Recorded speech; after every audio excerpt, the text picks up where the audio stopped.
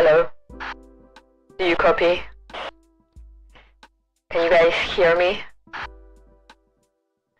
Hello there, Bellhound, PCO, Lamp, the Canada Cat, Neko, Ken4, Joe, hello.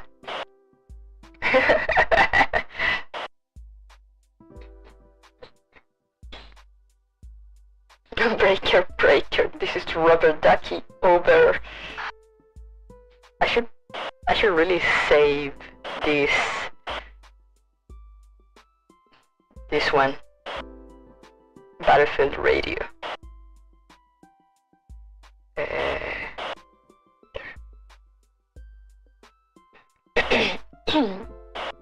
Morning, Dusk Blight. Yeah, how are you guys doing? I forgot, press the wrong button. Hello, how are you guys doing? How are wow.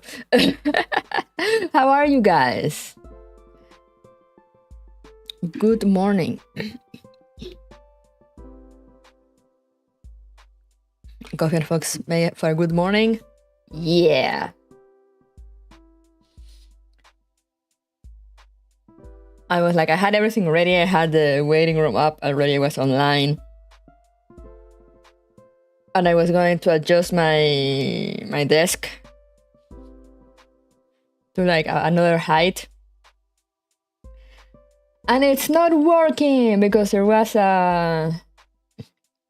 one of those short power outages yesterday, you know, when the electricity goes out for just like a few seconds. But when that happens, I don't know why the desk enters like an error state, so I need to like unplug it and replug it.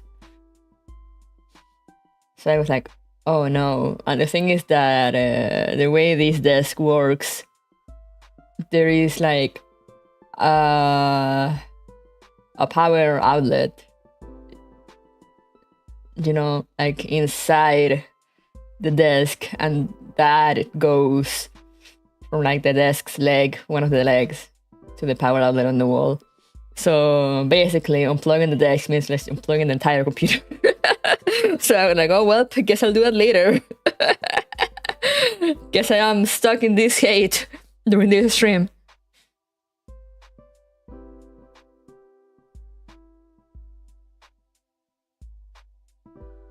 Working now. Good and ready to put the shelling on the ghost, whatever it is. Doing good, just arrived the raid of Sigismund of Hungary by the skin of my teeth. What are you playing? What's that? 8 p.m. here. Oh, good night to you, good evening. You had 2 glasses of coffee already? Oh, then you're ready to not sleep. Unless coffee makes you sleepy. In that case, you're ready for bed. You will have fun with Mexico power outages. Every time it rains, I pray for my PC. Buy they're not expensive. Get a surge protector. Let me tell you about surge protectors, people. Apparently, not everyone knows about surge protectors. Let me tell you about surge protectors. Buy surge protectors.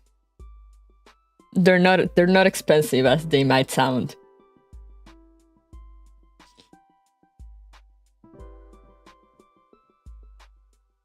That's future miss problem, exactly. Kingdom Come Deliverance, oh. Fancy remake about 20-year-old game. Oh, which one? Is it the what was it that came out yesterday? The Paper Mario? Gotta protect those surges, yeah.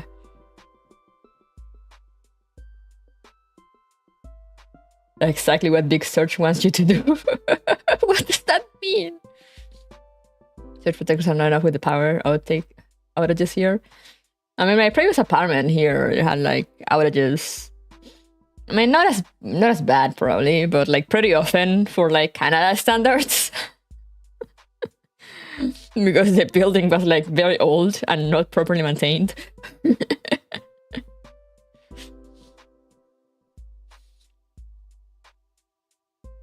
which was fun because the doors were electric as well. So like, if the storm found you outside, and then when you got home there would be no power. Good luck getting in because the door didn't open.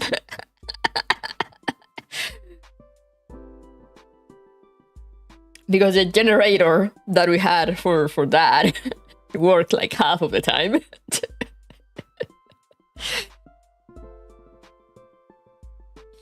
So it was a gamble. Like, I remember I would be at work and somebody like will start like raining very strongly. And suddenly my sister will text me like, oh, there's no power. And I will be like, oh god, I hope it's back by the time I return, because otherwise I can't open the garage door to park my car, and there's no parking on the streets where I used to live. There's like literally no space. So I was like, I hope the power gets back, or that at least the generator is working so I can park my car and get in.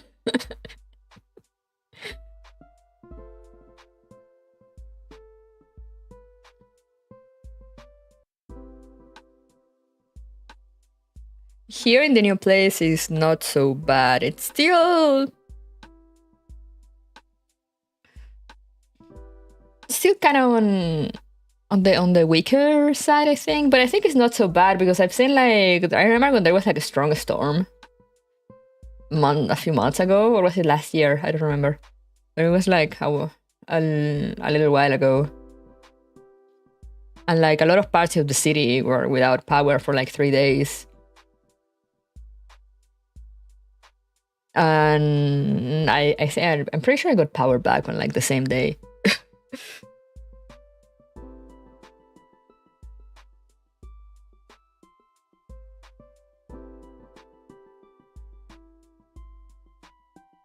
Unlike when the power went out when I was living in my apartment, but also there was a strong storm. That was in my old place I think it was an ice storm. You know, so it was a lot of freezing rain. Like a lot of freezing rain. So, you know, when that happens, the power cables on the main stations get cut or like fall down and things. So that also caused like a power outage that lasted for a few days.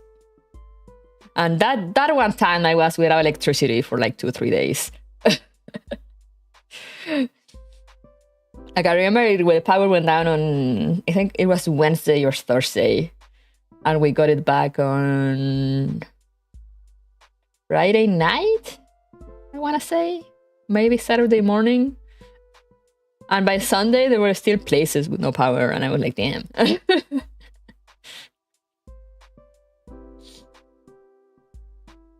Kind of turns into frostbank. Yeah, in here, yeah. The thing is that 2 things happen here. So during this season, that it's getting warmer,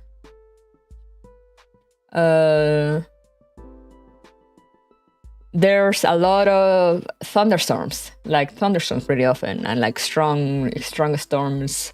Not like devastatingly strong of like falling trees and things, but like strong enough sometimes to like cause issues with like power plants or like power lines. And like, well, you know, the lighting, obviously it's a thing that can happen. So that's one thing during the warmer season. A lot of thunderstorms. So like, you know, it's not so often, but every time if it's like strongly raining, you are like, you know, that's why I always, when I stream, when there's like raining, there's thunderstorm, I always warn people like, hey, if I disappear, I probably lost power. It has never happened this far, but you know, it could happen. It's a possibility. It's not a thing that you're gonna be like, oh, you know, no way that's gonna happen. It's like, no, you're always like, I might lose power. But during winter, sometimes there's freezing rain. And you know, when it's just a bit, it's not so bad. But that day we had like I think it was like an entire day of freezing rain. Like, no exaggeration. Like, it rained for the entire day. Freezing rain. So for those that don't know what freezing rain is, what is freezing rain exactly? So it's rain that basically, I don't know the entire science behind it, like the temperatures and whatnot, but basically it's rain that when it gets in contact with like a surface, it freezes instantly. So, it falls on the trees and it starts freezing the branches and it starts accumulating. The ice starts like making the branch heavier because, the ice is just building up over the branch. Like the tree is not built to sustain that much weight. So a lot of fallen branches, sometimes straight up fallen trees on the street. And, sometimes those will cut like power lines on the streets.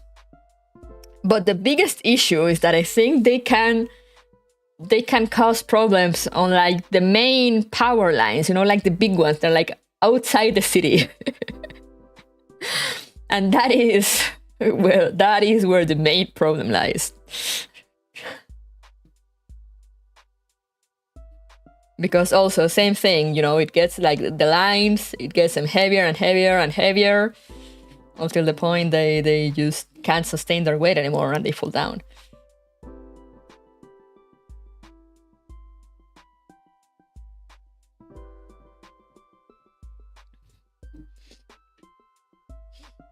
It is dangerous, yeah. Like, I know... This was before I lived here. It was like 20, 30 years ago. But there was, I think it was a big, I don't know, I think it was also freezing rain. Like big snowstorm and thing. And I think it was two things. The city was cut off. Like they had no power for like a week or two. I don't know, it was like some ridiculous amount of time. For winter especially, when it's very cold. So they had like no power for like an entire week or more. And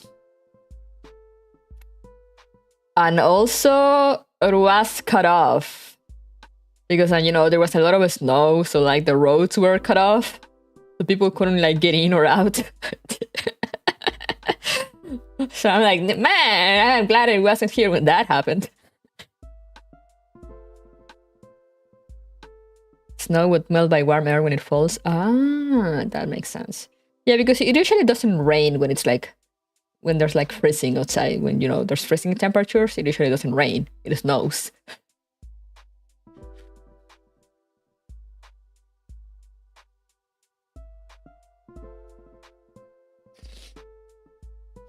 But yeah, that's the issue here. The other day, I don't know what happened though, because we did get some rain the day before, so I guess it had something to do with that. But like, yeah, it was in the morning. It was like 6 a.m. I just happened to be awake, and we leave the TV on overnight sometimes with like rain sounds or whatever, like fireplace sounds. And I just happened to be awake. And like suddenly everything shut off for like a few seconds, and then it came back instantly.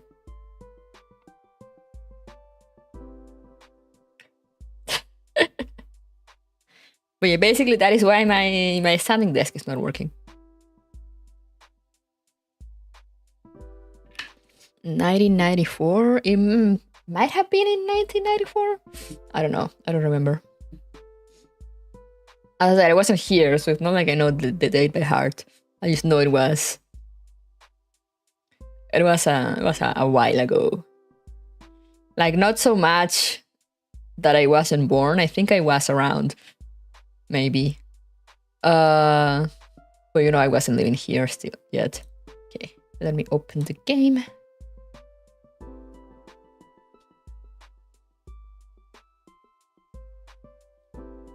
a week. I'll be so mad that I start building power generators myself. Let me actually look it up just to tell you the time.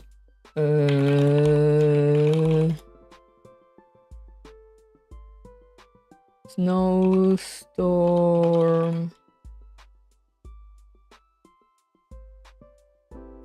Or maybe was it before?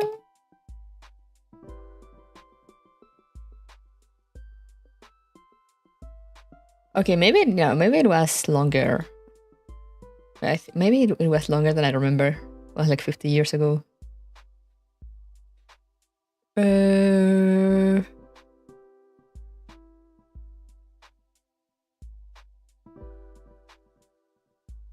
Okay, within a span of 24 hours, nearly 35 centimeters of snow blanketed the city. Winds picked up to speeds over 100 kilometers per hour. Some lost power for over a week. 30 people across the province died.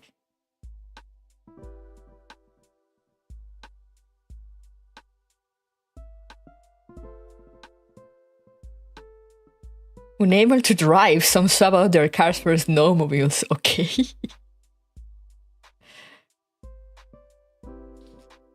We couldn't go to the hospital, one woman told the news. Hospital staff told me if things got worse, they were coming with a helicopter to pick me up. My husband and a number of friends had Eskidus. A resident said they went to rescue people off the highway. Seems like they were a crazy week.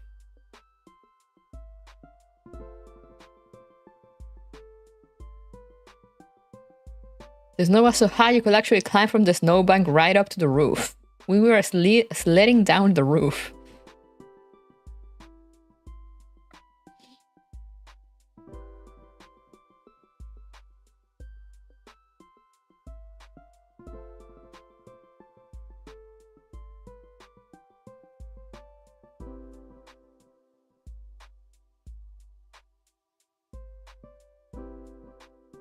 I think this is the one, the Eastern Canadian Blizzard of March 1971.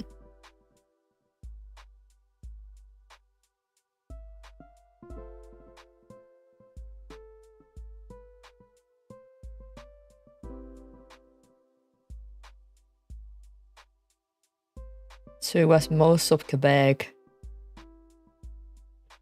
There was also heavy snowfall in eastern Ontario, northern New Brunswick, parts of the northeastern United States.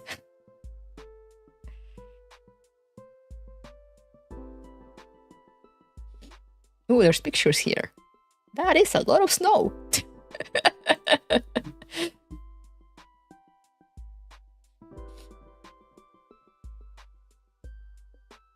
But yeah, nowadays it's not so bad, but when I hear all that, I'm like, damn.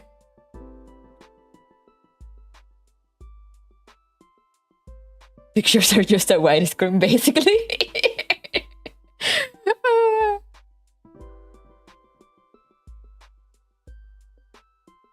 There was a picture of a street. I think it was a street. There was just snow everywhere, like 2 people.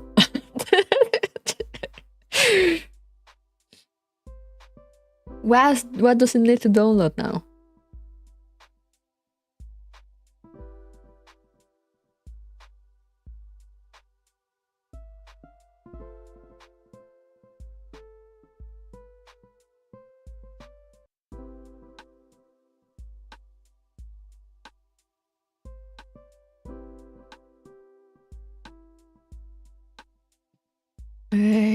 Game start. Am I still logged in here? I don't log in from my computer much, so let's see. I think I am.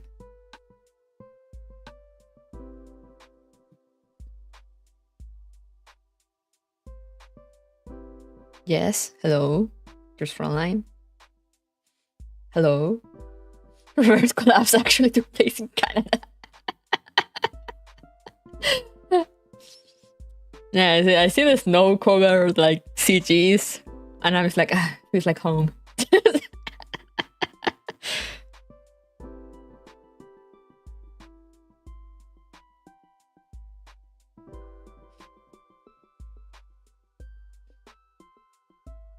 Oh wait, no, your session has expired. Alright, then login. What do you mean that's not my login?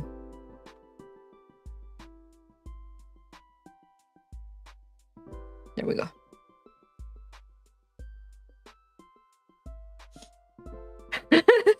Yes, I know this. Arctic warfare, my specialty.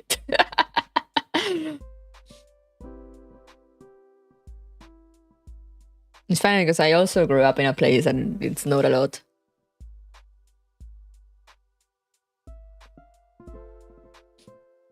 I did grow up not far from the Antarctic.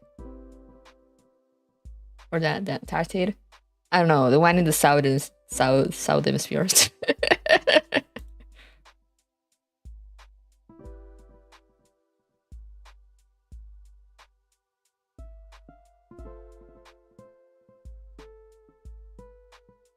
Notice. Let me get rid of all the notifications. I hate notifications. Notification hate.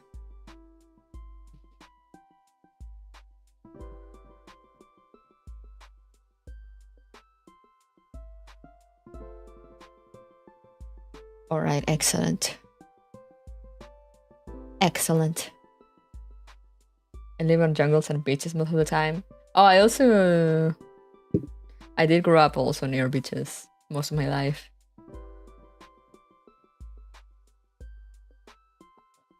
Port cities with that wonderful, wonderful fish smell.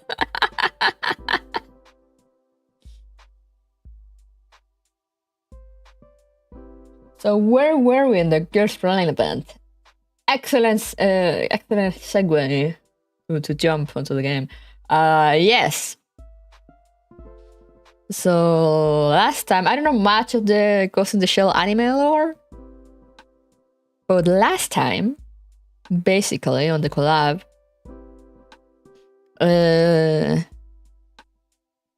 there's this AI that created a whole ass virtual world where everything is peaceful, everyone lives in peace and everyone lives happy, and there's no difference, you know, between dolls and humans.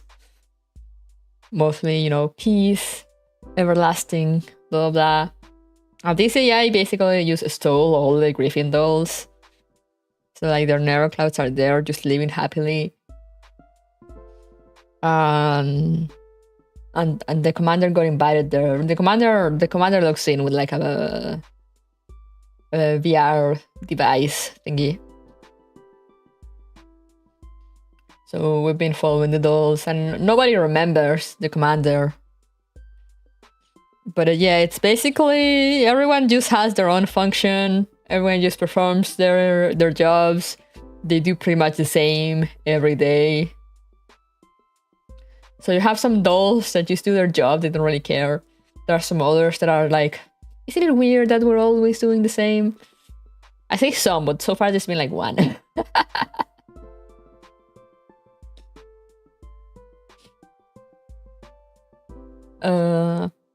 So yeah, that's where we are now. And the commander is going through espresso depresso because all their dolls got taken away and none of them remember them. But last time, finally, the Major showed up. So maybe we have a fighting chance now. Forgot to sound on Complex 2045, and it's kind of the same plot they are using for the bench, just mixing it up with the Frontline lore. Oh, interesting. You know, as I said before last time, I think you mentioned that as well. And I feel like in that case, it's good that I didn't really watch the anime, because that way I can be surprised by the plot. Even it's just kind of the quote-unquote generic virtual reality, idealistic world, peaceful, you know, like the Matrix stuff. Where everything works perfectly, everything is perfect. But still, you know, it's nice to see the different twists and things on it. One whole doll has self-awareness without any assistance so far, yeah. A whole ass doll. Just one. Commander getting major love and hopium. If someone took all my gun waifus, I would go presso the presso too. I mean, real. But yeah, on that note, let's jump onto the game.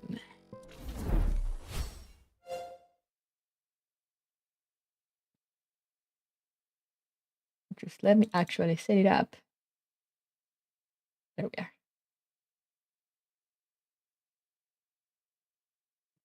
Audio, get in here. We have audio, we have visual. We're ready to go.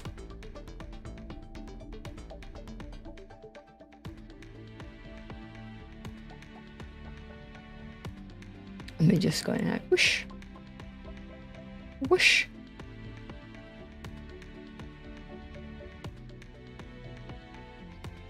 The anime kind of does it better because it's a world you can be in while the physical just still exists, and then stuff like on an idle mode.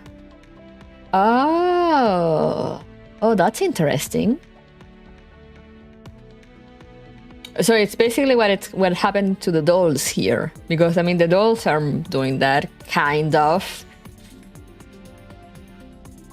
you know, where they are all in like area SO9. They were all like in idle mode, just following instructions, but they're not really aware.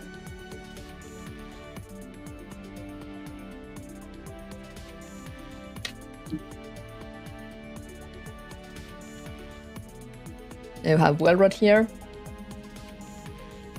This Wellrod skin that I put here to always remember my shame.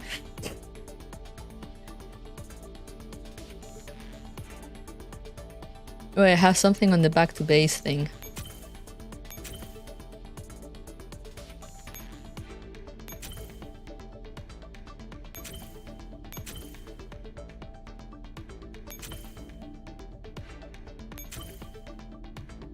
Right, nice. Back here through the looking glass. Seen worse? No, I say not because of how it looks.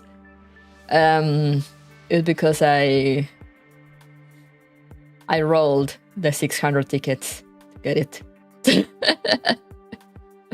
It did not come to me in the gacha. I had to buy it.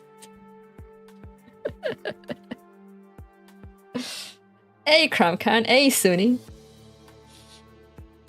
That's why I say it's to remember my shame, not because of the skin being risky or anything in particular. There's like way worse skins. The stool market culture.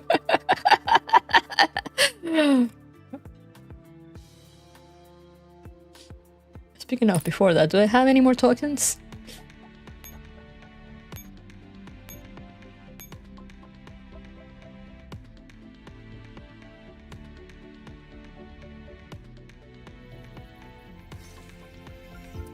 Let me just grab this thing for gore.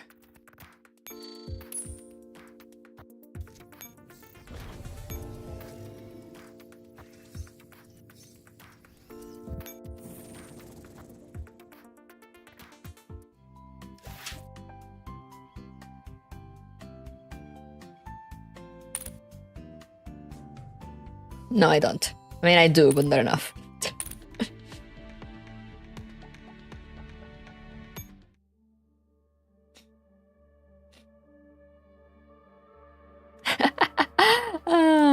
You know, I haven't gotten more to pull. But yes, last time we did the Sakura Flowers and you, which had the commander sitting sadly under a tree. And then the major showed up. So now we're gonna see what the major wants. Major's request. No! I hate when that happens.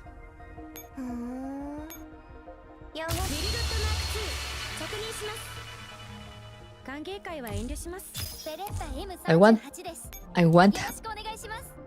want Maggie. Please.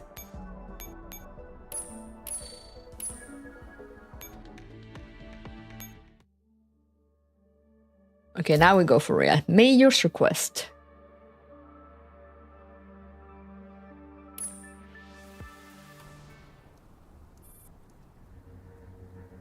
In an unknown area in Sector 2C64, the rough gravel crushing their food lets out an indignant groan. There she is!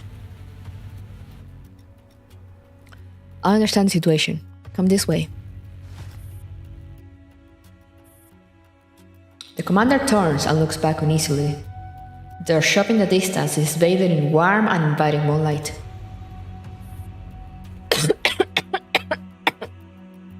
Sorry.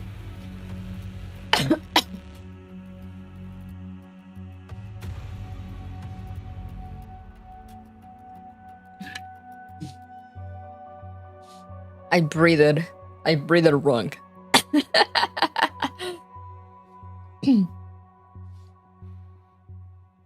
Hate it when that happens.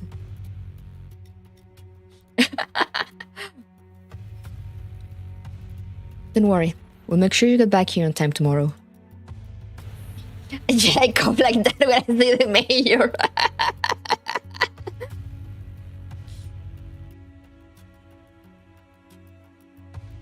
Mizukane is now in the central building. Doesn't look like he's coming this way anytime soon. Good. Looks like we're still flying under the radar. This is Bato. I'm sure you know what he's made of by now. Howdy, Commander. Howdy. Hello. The commander recalls the frightening sense of intimidation they felt when commanding Bato's prosthetic dummy. What about Purin? You said you saw her today. What is she doing? She seemed okay.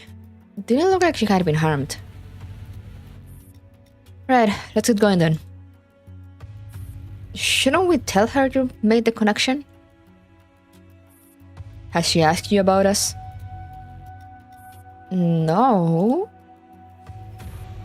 Then there's no need to mention it to her. The mayor walks toward the knight. If she does bring this up, don't tell her you met us either. Why? Purin is a tenacious kid. She always finishes what she has started. She spent a long time investigating Shimamura's case. It's really strange how she just suddenly stopped caring. Maybe she suddenly realized it's time to let go. The commander's face falls as they think back on everything that happened earlier today. Let's leave the matter with Purin aside for now. Cutting us straight to the chase, how much do you know about the situation here? All I know is that the supreme ruler of this place is a being known as Big Brother. Their exact identity is unclear. Shimamura and Mizukane oversee the operation of each ministry, though they are trying to recruit me for some reason. Of course they want to recruit you. The omnipresent telescreens and the myriad of stretch measures in place are all for monitoring the doll's neural clouds, you see? If you join Sector 2C64, the dolls will be stable, and you'll be their walking billboard as a human with a successful cyberbrain conversion.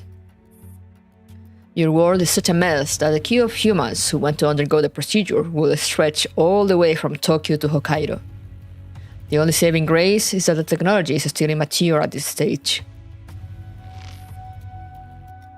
It will be a lie to say that they haven't considered undergoing the conversion. The commander's nails dig silently into their palms. My. Don't tell me you were seriously tempted. We don't have much time. Before we set off, I fill you in on what we know. Okay. He's just like me for real, except I'm made of meat, not metal, and I'm not that jacked. But exactly the same otherwise.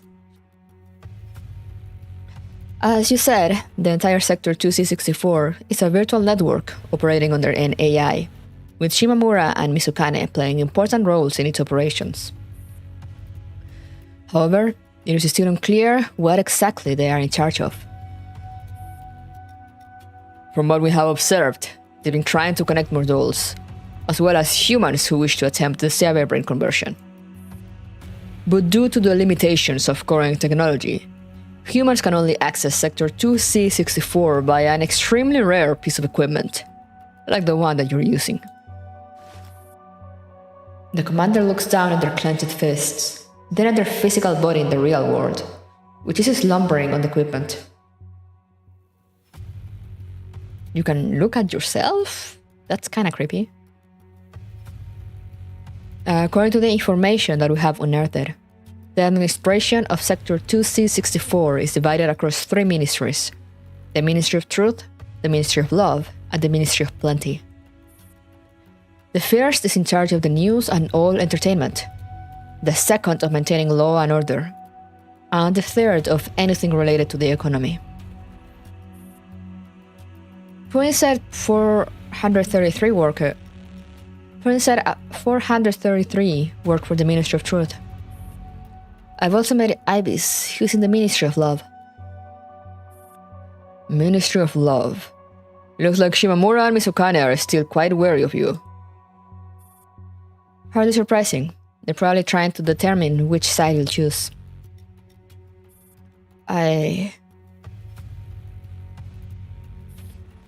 Let's leave the internal dilemma for later. Bato, all set? Yep, ready whenever you are. Let's go, Commander. Where are we going? Just come with us. If you want to back out, now's the time. No. It's just that I'm usually the one giving orders. This is the first time I'm getting bossed around on the field. You don't exactly have any subordinates to give orders to right now. Oof! Do you have to rub it in? It's in this way you're here. To get your dolls back and wake them from their sweet dreams.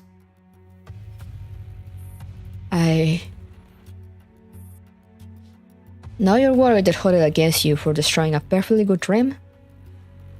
Wait, let me actually take a screenshot of this.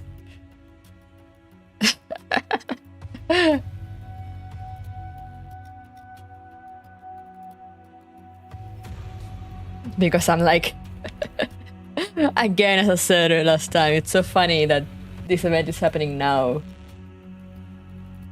with like Penacony over on a star rail just finishing.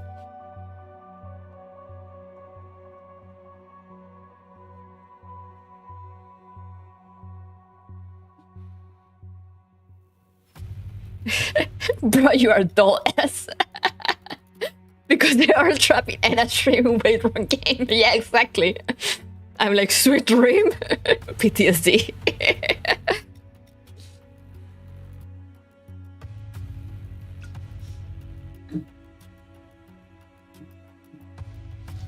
Now you're worried they'll hold it against you for destroying a perfectly good dream? Kusanagi stops walking and turns to the commander. The commander cannot see her face clearly in the dark. As I said, you can still turn back. Leave the past behind and live a carefree life here.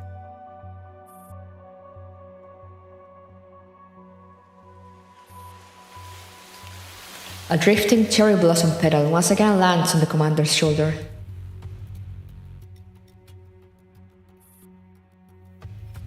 So what is it gonna be?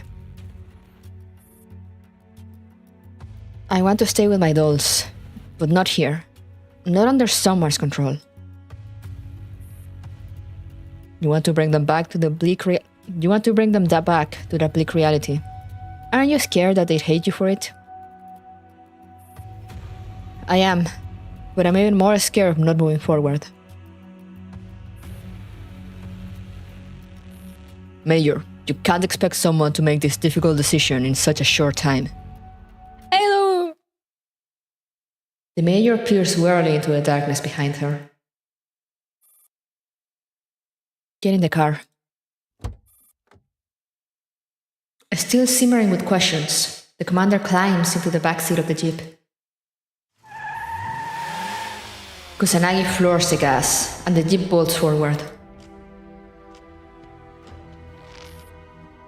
With great difficulty, the commander leans forward against the aerolar force pushing them back into the seat as the car accelerates. They hold on to battles and the major seats for dear life. Can you at least tell me what the objective is? Anything goes, yeah? Then we have a job for you. What job? Take this. Bato hands over a P90 and several magazines. The commander takes it in surprise. Aren't they extremely strict with firearms here? How did you get your hands on this? Don't be silly. Rules are made to be broken.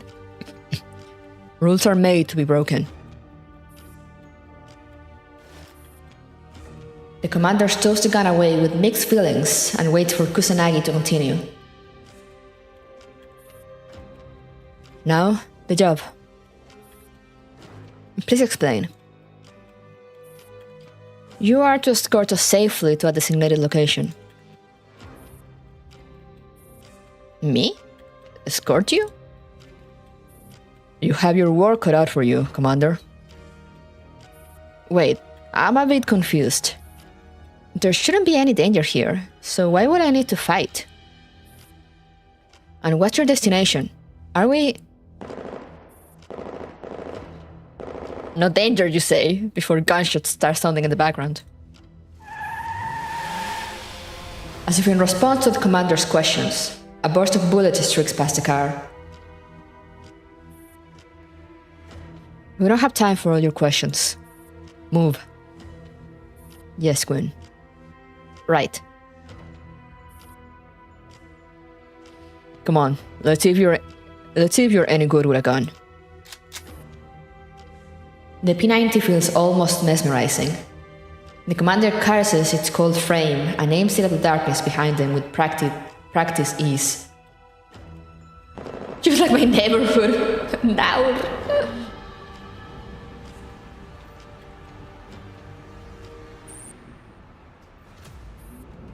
Oh, there she is. It's so funny to me that she had like a fucking RPG. just like, sure, why not? I don't know what the other thing is. They are taking the commander there. Let them. Should I intercept them? No. Are you sure? Let the commander go. Humans like finding truth in falsehood and falsehood in truth. They tend to pick out the most realistic-looking artificial flower, and the photo that resembles them the least. I think I understand. If the commander is dead set on learning the truth of this world, then I will forge the truth that they want. And I will add embellishment to this truth. Ayo?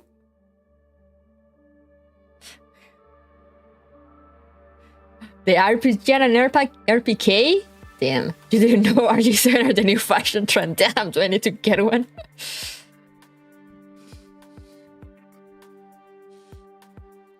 That's a reference from the episode 2 of the anime. She literally carried an RPG and a saw machine gun, fired them both. Holy shit! I might need to watch the anime after this. Oh, we got a map. Woo! We're getting the major.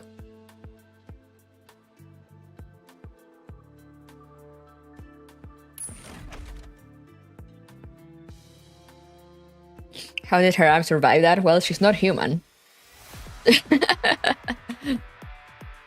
So I guess that helped. Who are these faceless guy?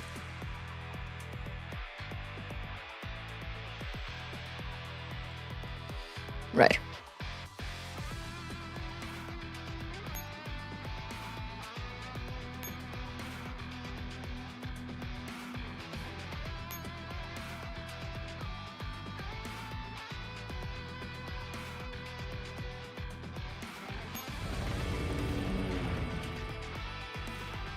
Hey, Chaplain. Watch a summary for the first season, then watch a second. The second is practically the best one. Alright. So you say the first one is not really worth watching? The enemy has also adopted thermo-optic camouflage. Enemy units with active thermo-optic camouflage will be difficult to spot from a distance. Additionally, certain skills that target selected nodes will also be rendered ineffective.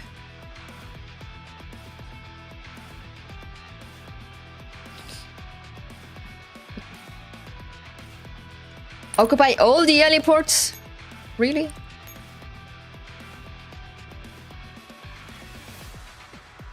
Should I try to avoid fighting in this one? I don't feel it's gonna be worth. I don't think like it's gonna be worth it.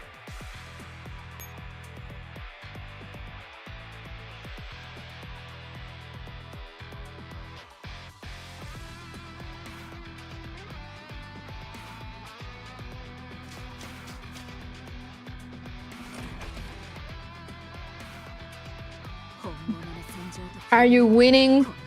I'm just starting, so. But I actually have Soame's skill somewhat level now, and the Scar Sisters also, so. Shouldn't have much problem. Here's Frontline gameplay. Oh, I missed it. Why, how dare they put gameplay into my visual novel? The animation is kind of janky on the first season and kind of slow. Ah, I see, I see.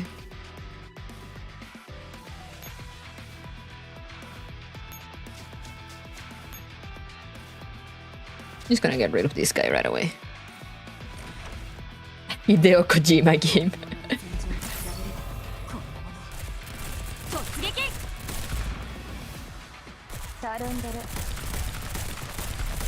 Gameplay in my visual novel.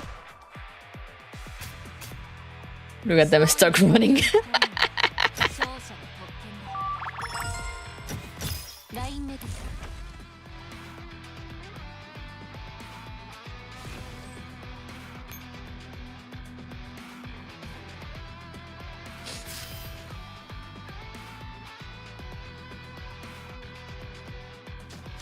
Oh, I see. Oh wait, can't take. Oh, I thought she will take at least one fight. Damn it, Major. All right, let's go again.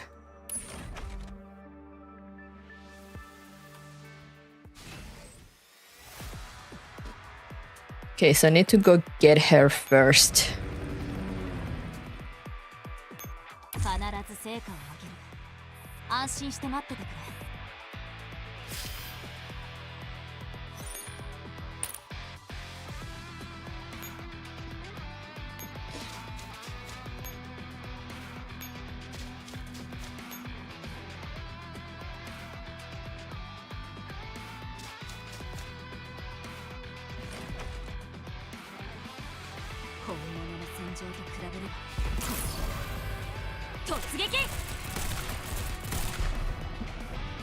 I need to remember to get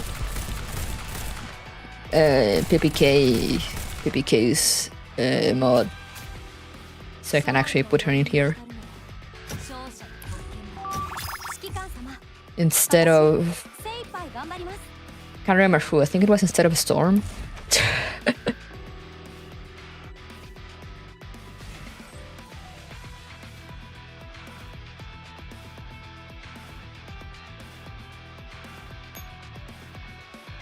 What does her mod do? Oh, it just makes her better.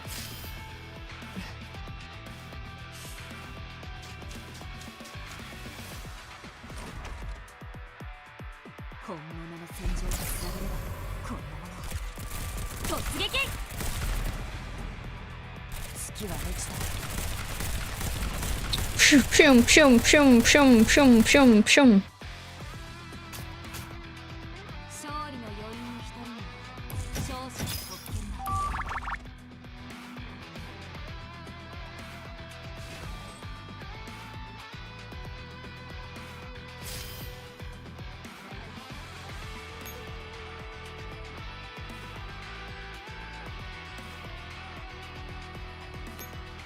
Sure, I'm just gonna deploy another echelon, make my life easier.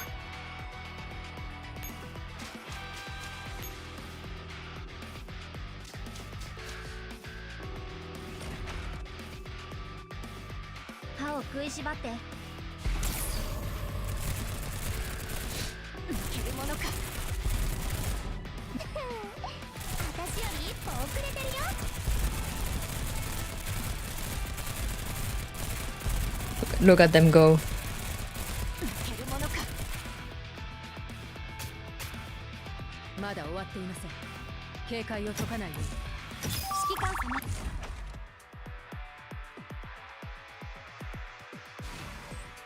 Alright, just stay there.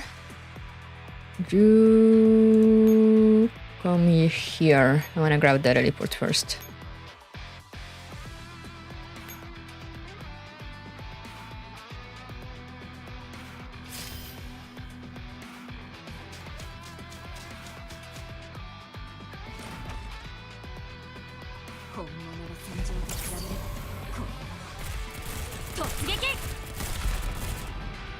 Without context, it looks like we are committing war crimes. I mean, it is Gears Frontline.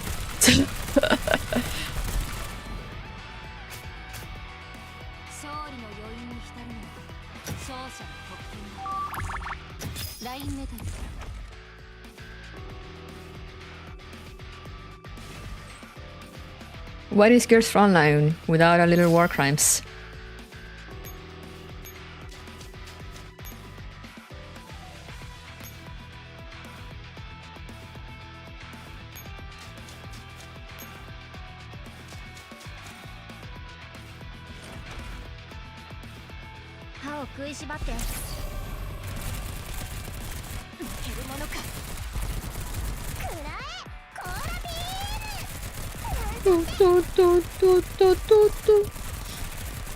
Love and hope.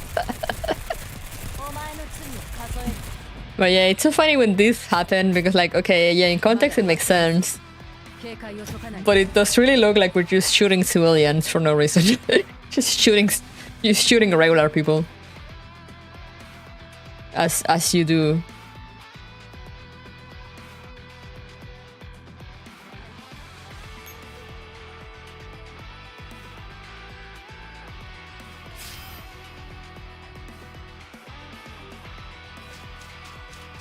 I see you there.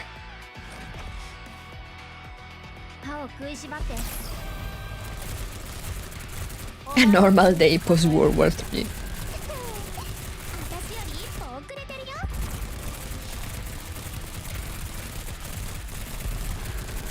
Come on, shoot faster.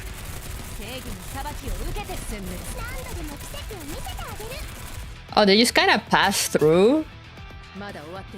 So it's just one of those situations in which you need to kill them fast.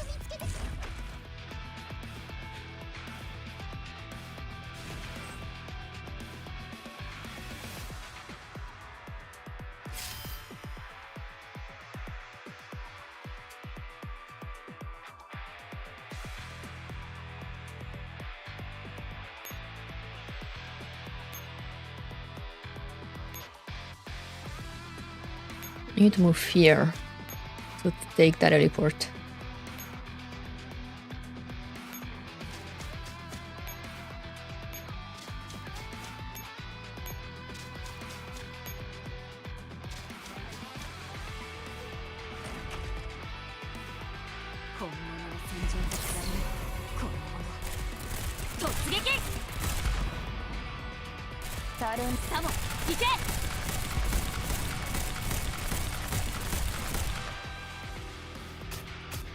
I love how the Scar sisters call to each other in their battle lines.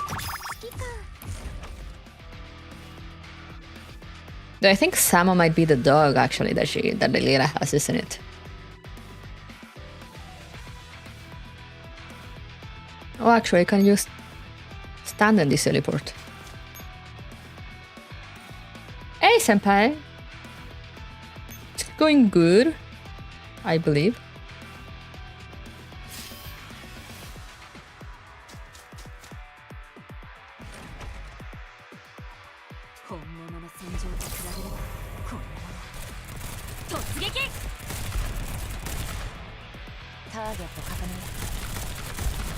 We are committing war crimes as usual. Ignore the fact that we seem to be shooting civilians. I swear I can explain.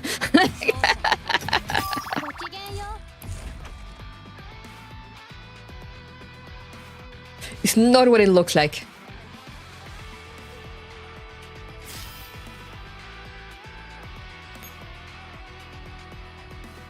They are armed, I swear.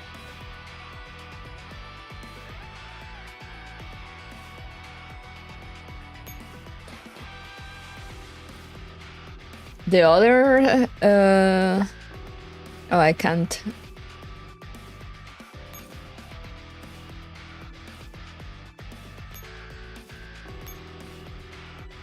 The other Scar, yeah, she joined the ecstasy.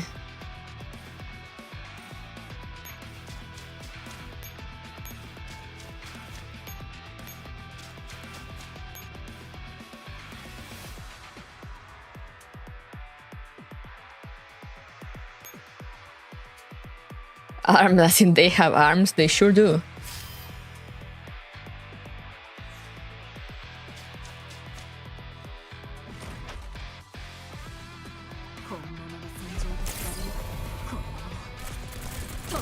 I really want Aliana to be okay, but I don't know if that's gonna happen. Exactly, that's why we need to get rid of the arms. You're so right.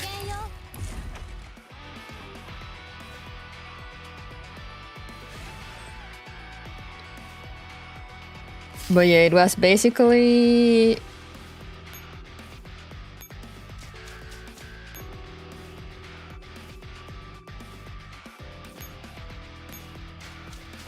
Aliana stayed with Griffin.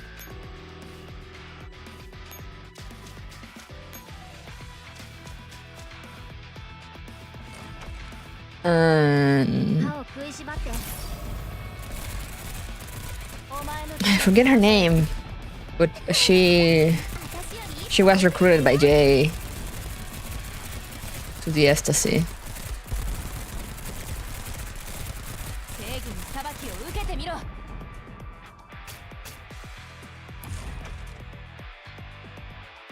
Sama, but Sama was not her name.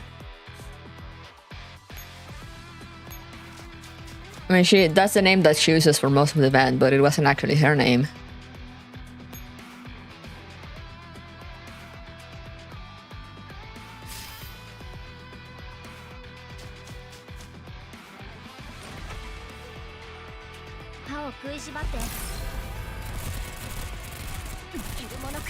It also started with A.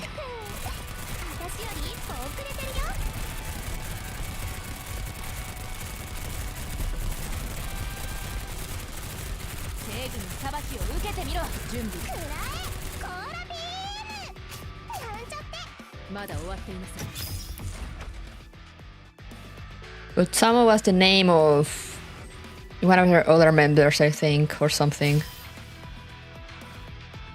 And since she had her memories all scrambled up, she couldn't remember.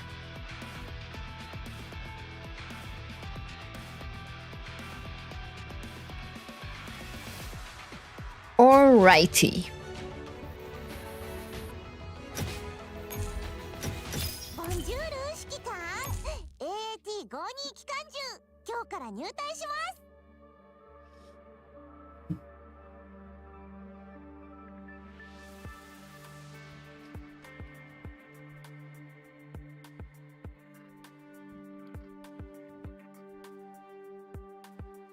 Does she say it in her line, maybe? Let me see. Now I'm curious. I was like, you know when you don't remember something that you should know and you're like, ah! Where's she at?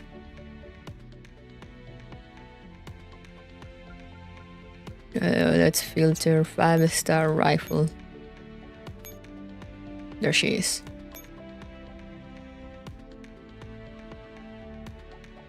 Wait, this is not where I check the voice lines. It's here. Filter 5-star rifle unlocked.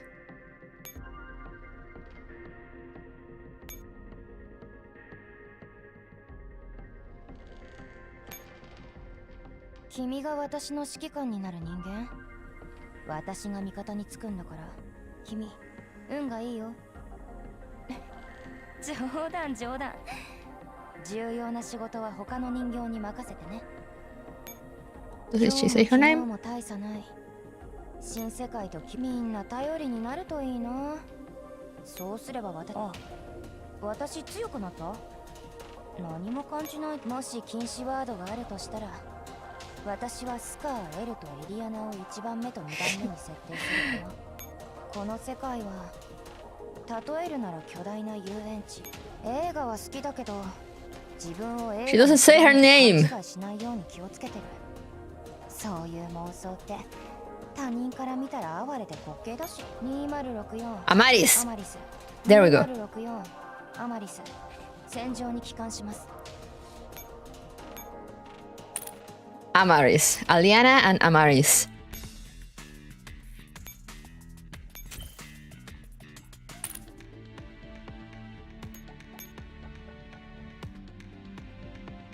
Also, there she is!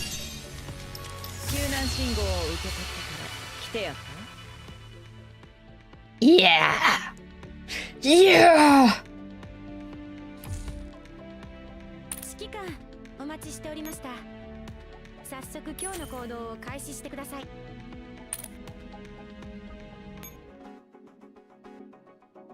指揮官様。I'm still looking at the. してくれないと私の稼ぎがなくなります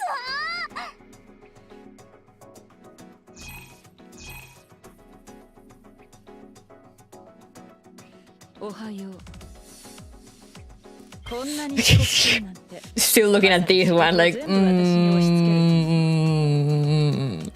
major. おはようございます。指揮官さん。本日のこんなに遅刻するなんて、まさか仕事を全部私に押し付けるつもり？ Whisper of the Ghost is called. Anyway, back to story. 指揮官さん、ごきげんよう。I suddenly have the need to wear a collar. とっくに済ませております。Suddenly, for no reason at all. So let's go. A free prisoner.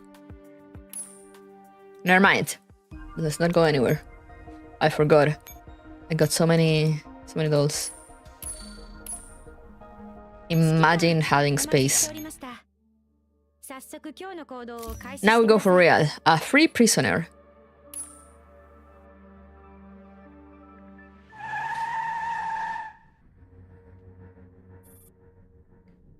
In an unknown area in Sector 2C64, the sound of gunshots has faded into the night. The commander finds himself in a dilapidated building complex. Where are we? The Labyrinth of Minas. Okay, I see. Who knows what treasure or monster is hidden in there? That doesn't tell me anything, but thank you. Bato. Gotcha. With just a look from the Major, Bato moves ahead to investigate. The commander takes in their surroundings. The desolate side is like coarse sand revealed by the ebbing tide. The illusion of those blooming cherry blossoms is utterly smashed. Why have you brought me here? You may be an excellent commander, But you are certainly no dictator. You are far too kind and decent for that. Thank you. Do you know how dictators keep their captives in line? No. Come on, Commander, a little history. They let them believe they are free. So the dolls and I are all captives of this place. Yes, your so-called freedom comes with strings attached. What strings? Once you learn the truth behind this freedom, there may be no going back. Then this freedom is not freedom at all, but simply a different kind of enslavement. Indeed. Now let's go. Kusanagi gestures for the commander to come along. They enter one of the rundown buildings following Baru's footsteps. In an unknown area in Sector 2Z64. Gunshots are still echoing faintly through the narrow corridor. After making sure it is safe, the commander puts down their gun. All clear. Clear. Has the alarm been disabled? Yep, it's an archaic alarm system. Very easy to work with. The defeated faceless people slowly disintegrate into void data and disappear from the grey concrete floor. The defenses here aren't that difficult to deal with. Is this really the place we're looking for? See for yourself. Shimamura and the others must have noticed the commotion over here. It won't be so easy when they get here. Their rapid footsteps echo through the corridor, breaking the late-night silence. What are we after? The forgotten truth about this world. The key hidden beneath the rug. Major, I'm reading a signal this way. Stay together. Let's go. Right. The number plate of each holding cell flashes past the commander's eyes, but the holding cells are all empty. The commander dashes down the corridor until there is one last cell at the end. Major, I found the target, but her signal is unstable. I may lose her any second. Perform a hack immediately. Setting up a connection now. Who is it? The commander stops outside the holding cell at the end of the corridor. Inside the cramped cell, a familiar girl is sitting against the wall. Her long hair hangs over her face.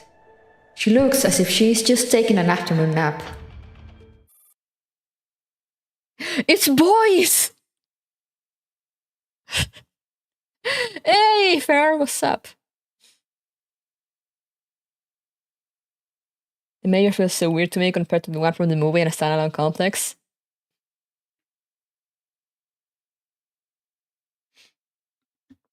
I mean, I don't know about the anime, but from what I remember from the movie, yeah, it feels very different from the movie. But yeah, the boys are back in town. Boys. Mayor, the signal is... Look at that disgusted face. Ooh. There's no time. I'm going in directly. The mayor plugs Boy's data cable into the port behind her neck. Under the commander's agitated gaze, Boyce frowns, then slowly slumps to the floor. No, Boyce. The boys! Oh, we're going back to reality. Okay. To retrace steps.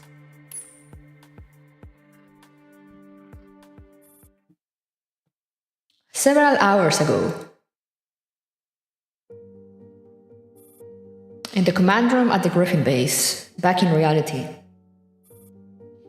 After a few minutes of silence, Boyce tries to keep her brow from furrowing at her voice call. Commander, I still think this plan is too risky. We simply know too little about Sector 2C64, and Purin is our only source of information. Purin's virus is indeed able to break the seal on the doll's memories, but I'm concerned about all the unforeseen problems we could encounter if we went in so ill-prepared. I know, but this is urgent. We can't afford to wait any longer. If you're discovered, you have the permission to withdraw immediately. But... Understood. After knocking on the half-open door, Purin enters the command room with a box. Since we're doing this, I'll share our key to victory with you. Oh, stop looking so glum. The commander is anxious to rescue the dolls, and Boyce is worried that the plan will fail because of the risks.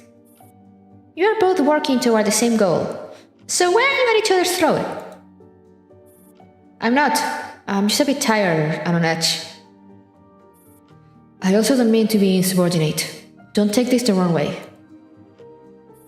Alright, I'm mistaken. Come on, resources are in short supply, so we'll need to share this. What's this? Something that always comes in clutch whenever I find myself in a difficult predicament. Purin opens the lid with a flourish. Ta-da! It's pudding! Ah, yes. We love pudding. Why are you even a little bit surprised? Purin, you wasted 5 minutes just for a pudding? This pudding is super important. Never mind. Just make sure both of you eat some. Purin shoves a spoonful of pudding into Boyce's mouth with exasperation. Eat this and our plan will go perfectly.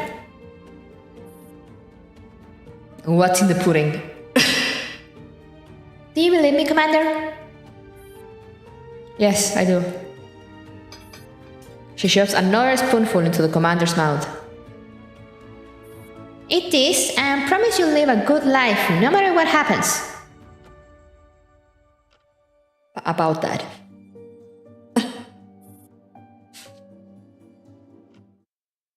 Still flashback. In an old, deserted area in the Ministry of Truth, Sector 2Z64. Following the commander's plan, Boyce successfully infiltrates Sector 2C64 with Purin Esaki. During Purin's previous infiltration, she has already created a false identity for herself in the system, so all she needs to do is meet up with 433 again. While lying low at her hideout, Boyce keeps trying to run simulations of how the plan will unfold, but due to insufficient data just as I get the low battery warning.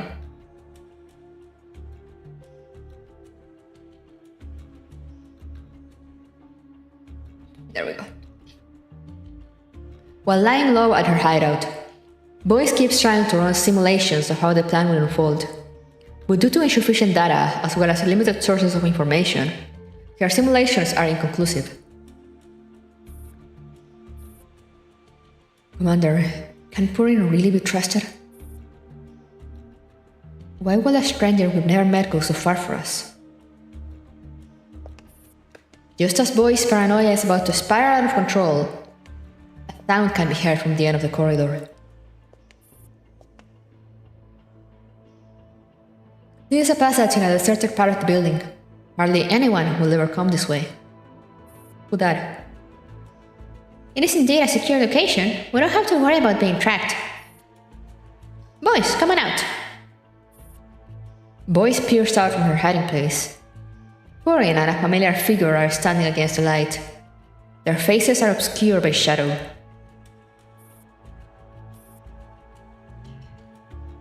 Are you number 390 or 433? I have recovered my memory. Boys, is the commander safe? Yes. Furor looks back and forth curiously at the two dolls, who remain tense and motionless despite being clearly overcome with feelings. This is supposed to be a touching reunion. Is that all you have to say to each other? Cut the crap. What is the commander's plan? As an elite doll, I've never had to ask about the operation plan in the middle of an operation. The commander believes that the abducted dolls have their real memories sealed the way yours were. Furor has created an alarm clock virus that can help the dolls recover their memories. Our job is to make it spread as much as we can. I remember when Furor infected me with the virus. It only took minutes for it to work. If this virus is effective, why don't we just infect each doll as we come across them? That's too slow. We'll only break the memory seal on a handful of dolls, and Shimamura will be onto us. Besides, every time we help a doll, we'll have to explain the situation to her and make sure she is on board with the commander's plan. I doubt any doll will refuse the commander. You miss her titty window? Yeah. Right there. But it's undeniable that the commander's plan is extremely risky. If we're discovered, there's no telling what awaits us. It's true, there are too many variables in Sector 2C64. We can only take a gamble and try to seal everyone's memories in one go and put an end to it all before Shimamura can stop us. All in one go. I see. That's why we need to get to the broadcast studio. We can connect with all the dolls from there. Looks like I call it. Sector 2C64 conducts mandatory system-wide upgrades regularly. The next one will be later in the afternoon. During the upgrade, all doors will be forced to connect with the broadcast studio to be vetted for the system upgrade. So we'll make use of this opportunity, mix the alarm clock into the vetting process, and send it out. Wait, mandatory system-wide upgrades? It's essentially a compulsory checkup to make sure there are no fatal loopholes or viral infections in the doll system. Sector 2C64 is isolated from the outside, right? In this kind of vacuum, why will they... Furor comes to an abrupt halt. This could be their weakness. Weakness? It means that even with the memory seal, the doll's neuroclouds are still unstable and require regular inspection. That will certainly explain the system upgrades. What if they fail the vetting process for the system upgrade? According to Mizukane, they will be taken to Big Brother's room for repairs. They will be released after passing the next system upgrade. Repairs. That sounds really fishy. Has anyone ever returned from such repairs? Yes. Just so you know, Miss 43, since you sound so self-assured, before I broke your memory seal, more than half of your memories were fabricated. Alright, I'm not absolutely certain, but I do remember a doll who was taken away for failing the upgrade vetting process. Then she came back after a few days, looking perfectly fine. Who was it? Ibis. Ayo? Ayo, the only one that is questioning things? Ibis. If we can find Ibis, we must ask her about Big Brother's room. Big Brother's room. It's certainly a key location. Sounds almost like a hidden boss room in video games. Hush, we're here. 433 opens the door of the broadcast studio using a key, and the trio enter the room. The playback freezes on this frame.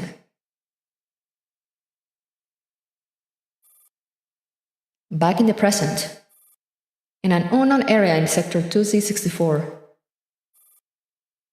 The Major points at Purin in the simulation created from Boy's memory fragment. She strokes her chin thoughtfully with a slight frown. Up to this moment, things were still going according to plan. What are you thinking, Major? Esaki made quite an important observation here. You mean the instability of the doll's neuroclouds in Sector 2C64, even with the memory seal? Yes. She's as astute as ever, zeroing in on their weakness the moment she got here. Big Brother's room is no doubt just as important. We don't have any information about it, but I believe it will prove crucial to a breakthrough. Yeah, I agree. The commander redirects their attention to the simulation playback. Purin is still deep in thought. Back then, you were clearly still... So when made you change your mind? Commander, I'm going to comb through the rest of Boy's memory fragments. Okay. Several hours ago, in the broadcast studio of the Ministry of Truth, Sector 2C64. As soon as the door opens, the gloomy, oppressive air spills out from within. The dimly lit room is jam-packed with flickering screens. There are so many surveillance cameras? Yeah, all these feeds are transmitted from the telescreens. The telescreens? Aren't those for communication? What kind of communication port will have to be installed all over the place?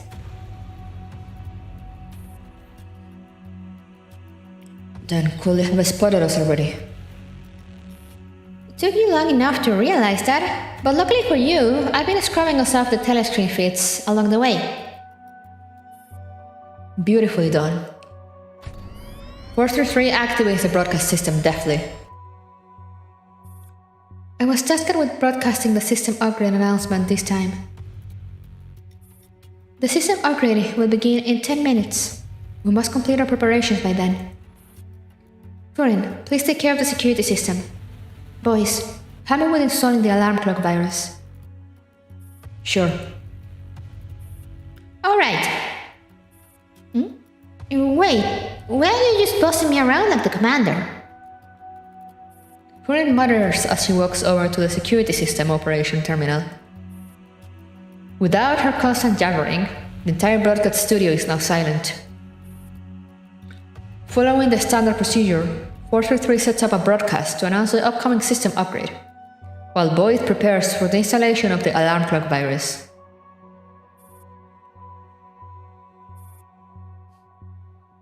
The silence. Are you the only doll at the base right now? Yes. Then you are the Joran on duty. How's the commander doing? They took it pretty hard, but they haven't lost hope yet. The commander is working out a way to rescue the abducted dolls. As an adjutant, your report can't be so ambiguous. What do you mean, took it pretty hard? What were their exact bioindicators? Were you also monitoring their mental state? Keeping track of their nutritional intake? Have they been exercising regularly?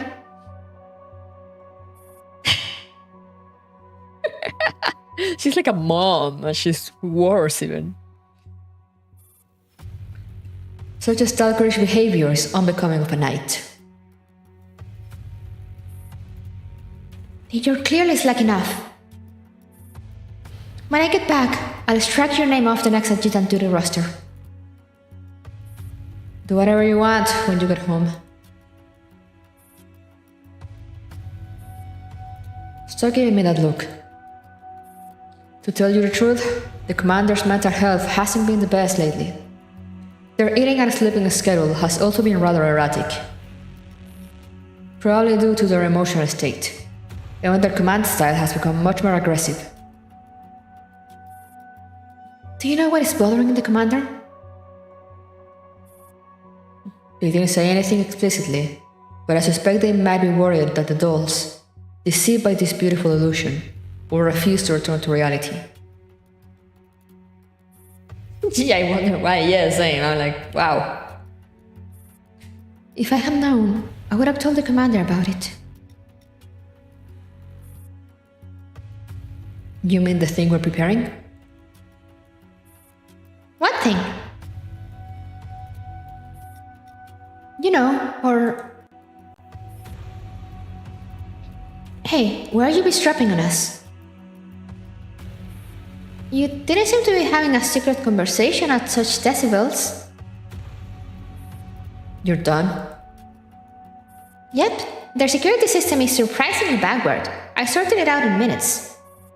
I even had a browse around their database, but I didn't find anything interesting, sadly. Right, we're basically ready as well. 3 minutes until the system upgrade.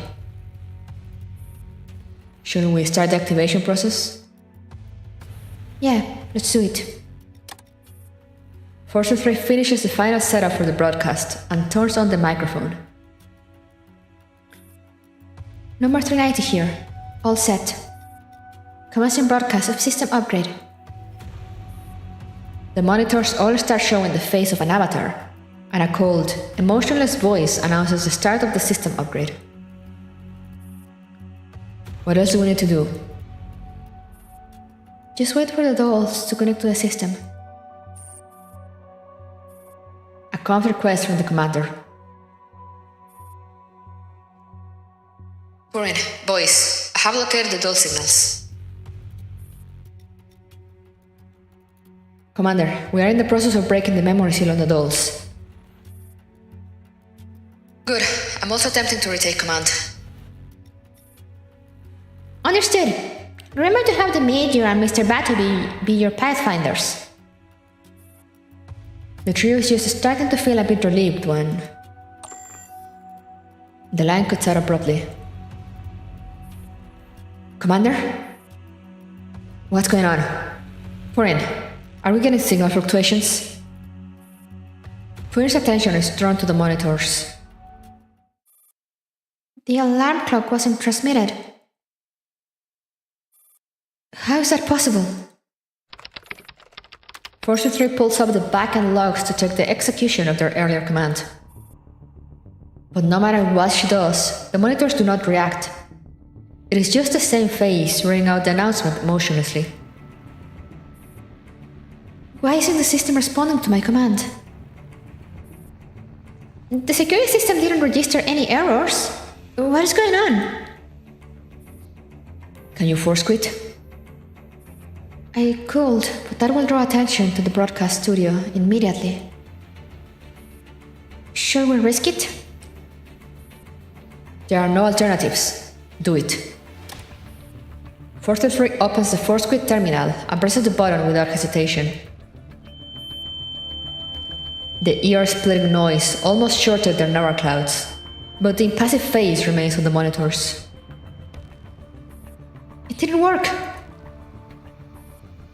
Were they onto us all along? The system isn't acknowledging English. Were they onto us all along? The system isn't acknowledging any of our commands. Should we withdraw? The noise is growing increasingly torturous. Voice grasps 433's pale face and shouts out at the top of her voice. Get out of here, 433. It's already... All the exits have been sealed. Too late. What? Buy me some time. I'm gonna try... The monitor showing the face suddenly emit a blinding flash. Voice presses her palms against her eyes. Before she can react, another flash burns her eyes. What is happening? Trapped in the room and assaulted continuously by what feels like countless flashbangs going off one after another, Boys and company are utterly decapacitated. Boys, watch out! What? Oh no, not the high heels sound effect. Also, hey Derek. English not be Englishing, real. Miss Mizukane. Of course. Hello, strangers. Boyce jumps in surprise, but it's already too late. A soft hand is wrapped around her jaws.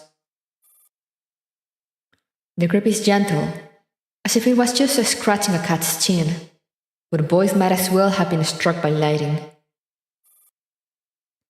Darkness obscures her vision, and the world melts away.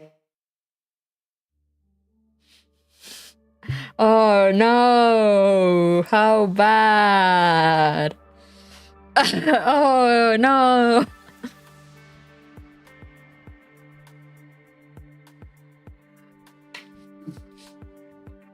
So they were discovered pretty early on, apparently. Botched Ascension.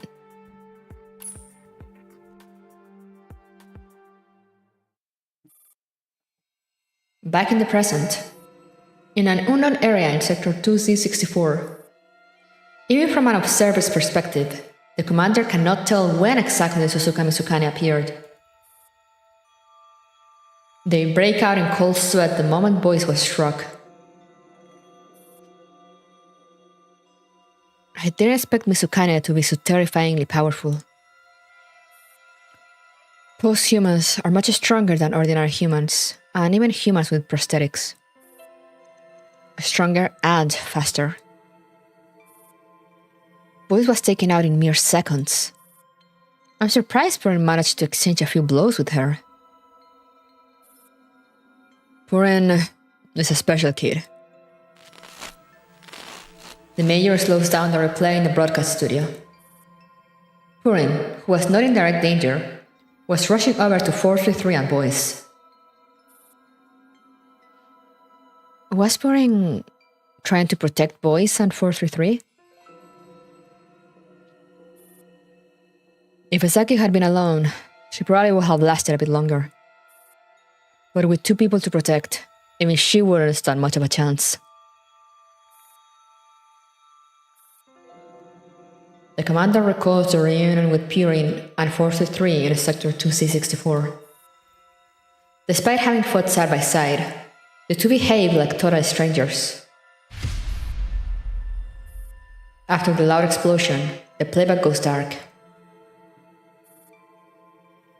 We've learned all we could from this memory fragment. The next one has been remastered. I hope we'll find our answers. Remastered.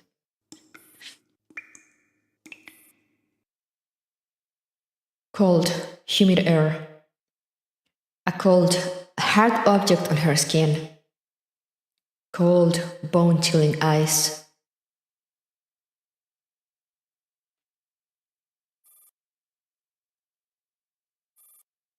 You are awake. Instincts compel Boyce to draw back from this dangerous being, but the cold manacles are tying her firmly to her chair. Are you afraid? State your State your identity and purpose truthfully, and it might just spare you from some hardship. Or should I let number 390 speak first? Miss Mizukane, this is all just a misunderstanding. How? Mizukane pulls up the notification interface with a smile. Be grateful for this good news. It has saved you for the time being. Good news? Number 388. Take over the interrogation. We have the Griffin commander surrounded. It's about time I showed myself. Yes, ma'am. What? The commander must have storm the base. Patience. You'll be able to see the commander very soon. The captives glare at Mizukane with gritted teeth as she leaves the prison. Number 388 walks up to Boyce. Then let's start with you, comrade. Hey, I got loads of questions. Number 388 pulls up an interface, casually selects Purin's interrogation chair, and temporarily mutes her.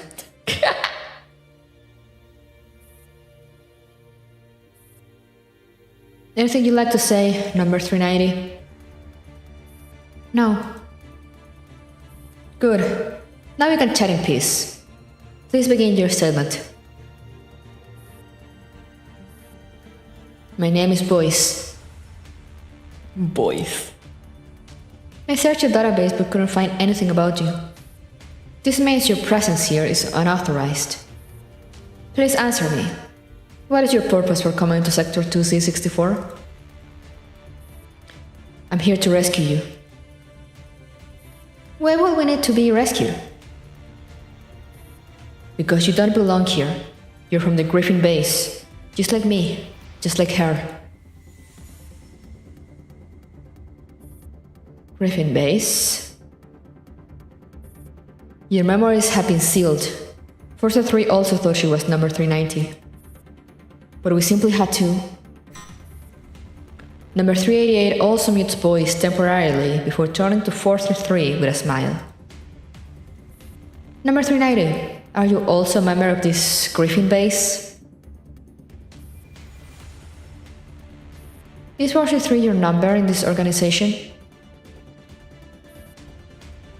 It's not a number. My name is 433, and yours is Ibis. You still answered to a designation number 390 yesterday. What happened in the last 24 hours to have caused such a change in you? I've recovered my real memories. Real memories. Don't you want to know? All our memory data are false. They don't match up with... Then how do you know those memories were false? And how did you recover your real memories? Not going to talk? That's fine. I'll find out when we perform the system upgrade on you. Number 388 unmutes Purin. I can see that you're bursting to say something. Finally! First of all, I must strongly object to your policy of only letting one person speak at a time. It's extremely unreasonable. Not to mention inefficient and time-consuming.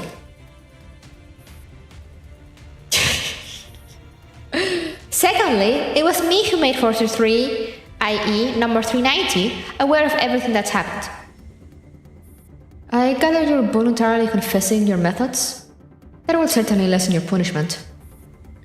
If you're also willing to turn in your tools, your punishment could be reduced even further. I simply ran a small program. Upload it here. Number 388 pushes an empty storage disk toward Purin. After confirming that Purin has initiated the upload, number 388 walks over to 433. While we wait, let's install the system upgrade on you, number 390.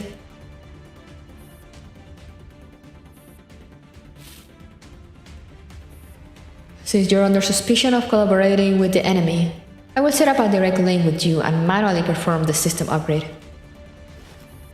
Number 388 leans into our 433, who is tied to her chair and completely immobilized. Wait, I have one more question.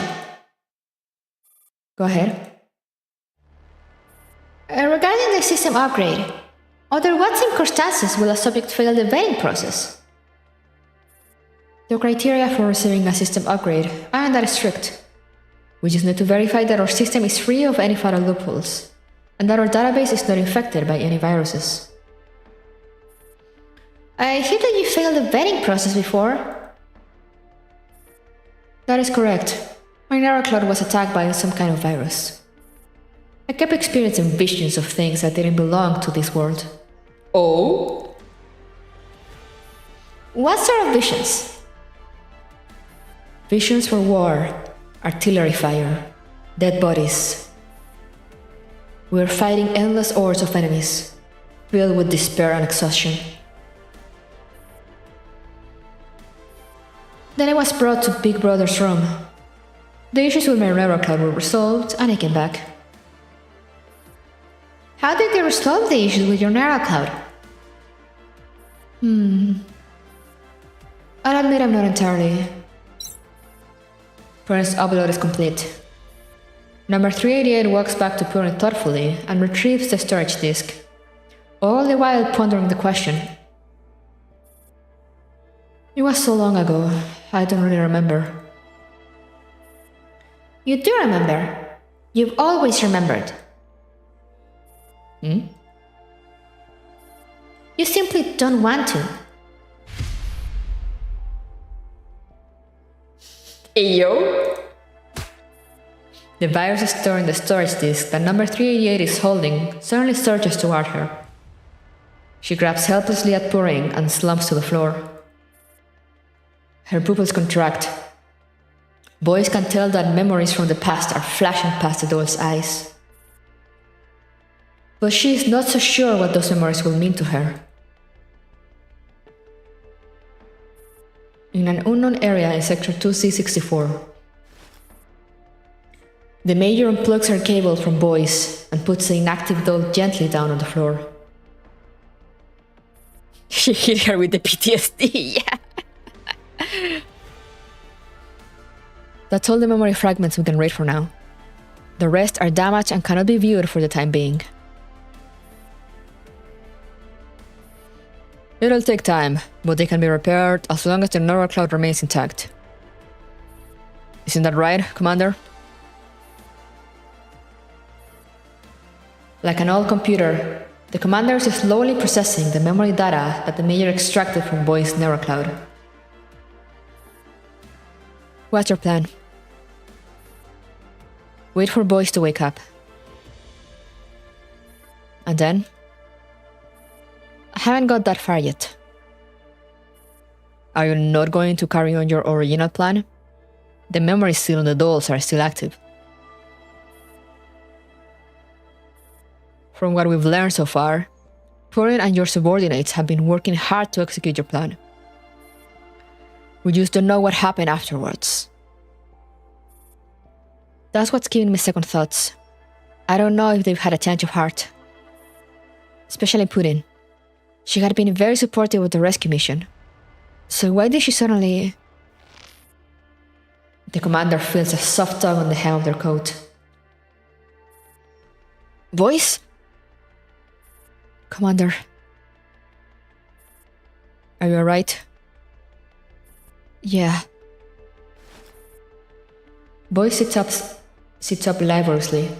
Her neural cloud is still clearly a bit scrambled. Where are the others? 43 and Ibis both have their memories sealed again. As for Purion... What about her? Her memories seem to be fine, but her attitude is a bit strange. What does that mean? We'll get back to this later. Boys, what happened after you met Ibis? What caused all this severe damage to you? Oh. Her neural cloud shows signs of numerous hacking and modification attempts. Whoever did this didn't succeed, but they still did quite a number on her neural cloud. She needs repairs, not an energy-intensive search through messy data. They wanted to hook my neural cloud to this place by force, but I wasn't going to let them have their way. Alright, take it easy. There's no time. They'll be here soon. Commander, you've got to leave now. Who are they? They come to interrogate me every 6 hours. You must go. Come with us. Can you log out? Don't mind me. Her neural cloud is extremely fragile. Logging out now will be very risky. Besides, Her body is still in Shimamura's hands. I strongly advise against it. But we can't just leave her behind. I'll stay and bide my time. I'll also try to repair my damaged memory data. Once you're ready, I'll join you again. Batu looks towards the entrance. They're here. Look at once, Commander. Commander, Furin will fight for us till the very end. I say, I'll be back for you. I'm counting on it. Damn! Also, hi, son. Imagine being here with your past idiotic moments all at once. Oh no. God damn it. I just read that comment.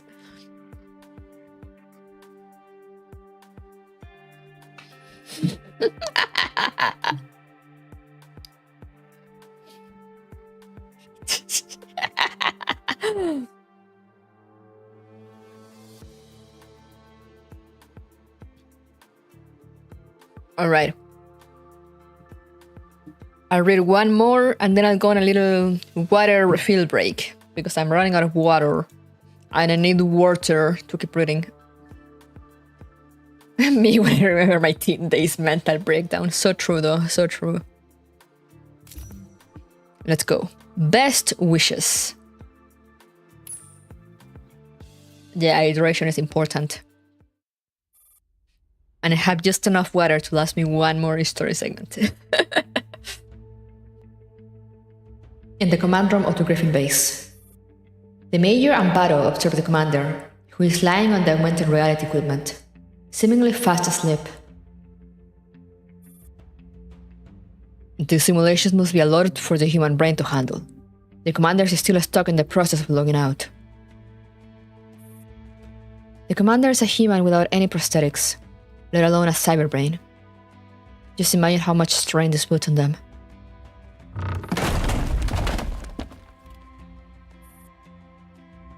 The side table in the corner suddenly topples over. Oops. Tachikoma. You're finally here. The blue combat vehicle turns off its optical camouflage, revealing its large frame. Oh!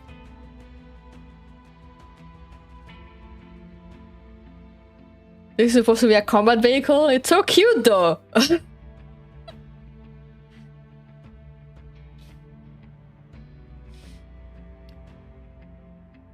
Try playing the latest event and you will know pain, Major. It's so cute!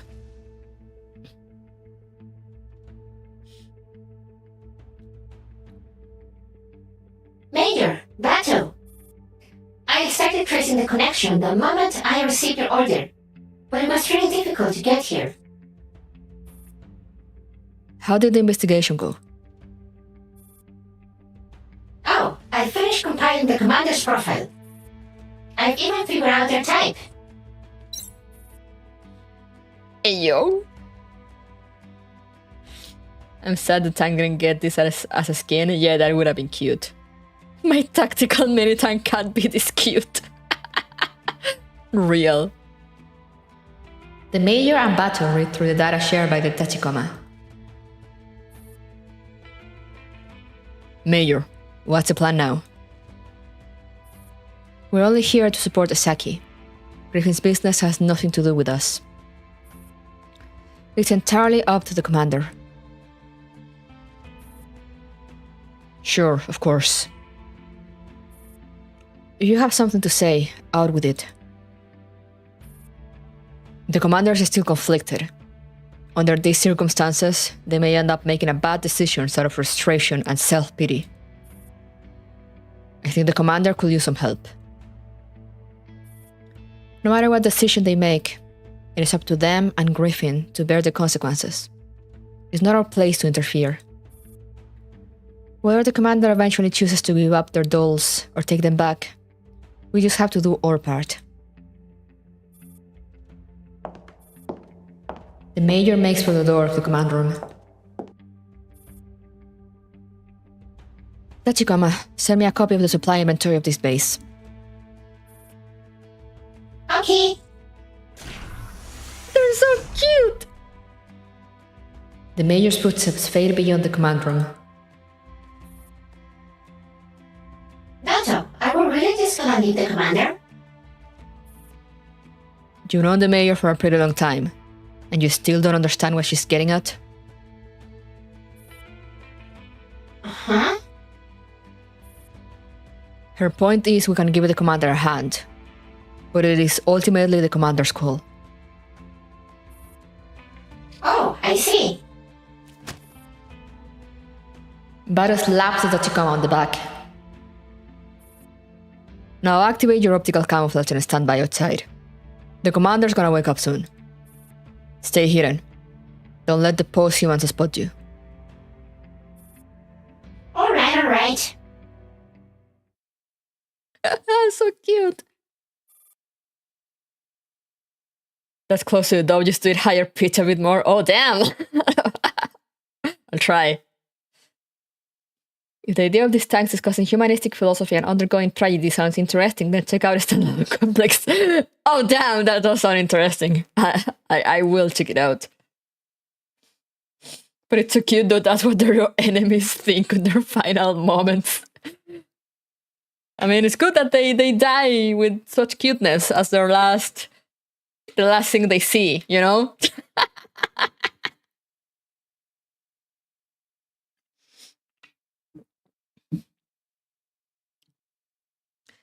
A few minutes later. At last, the commander sits up on the iron chair. They rub their forehead groggily.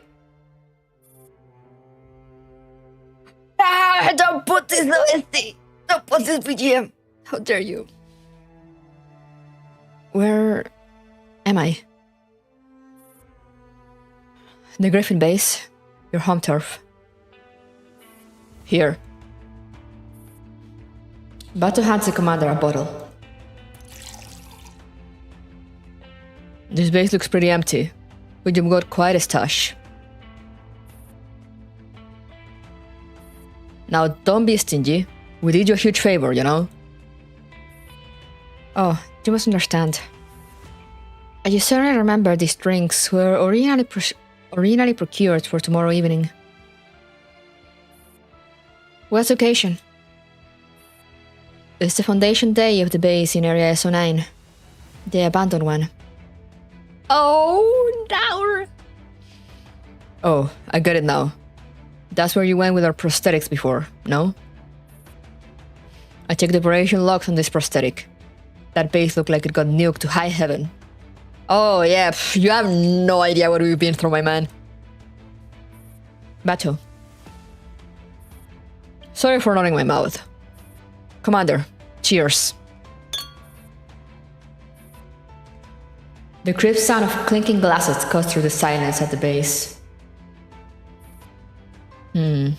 Pretty decent booze. If only the gears were here.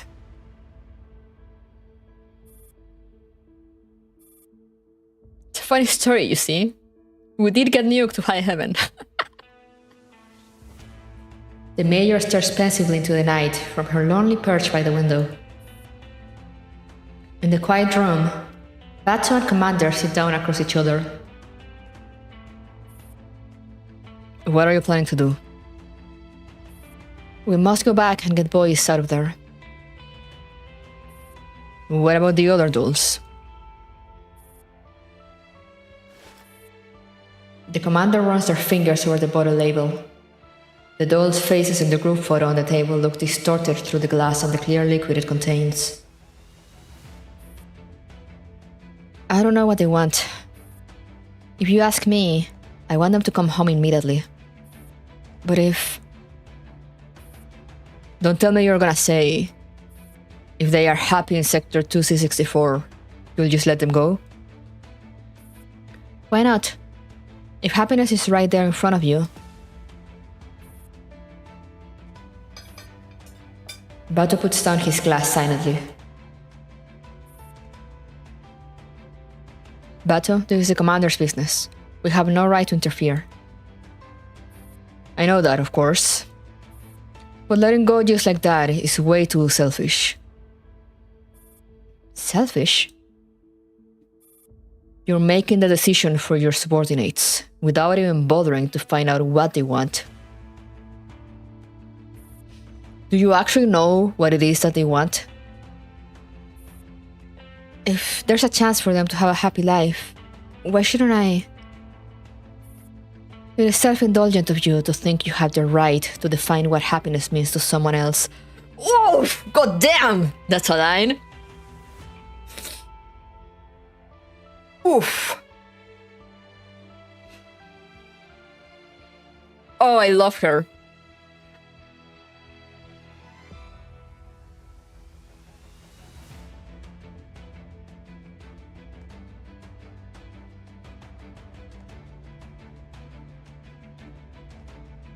I love her. That sure is a major.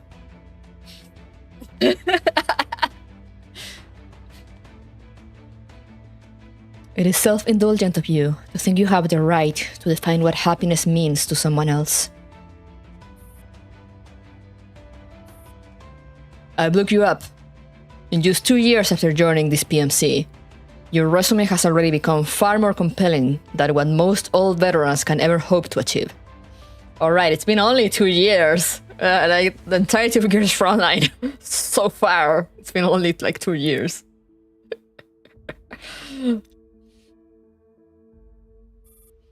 You know better than anyone else what you've gone through.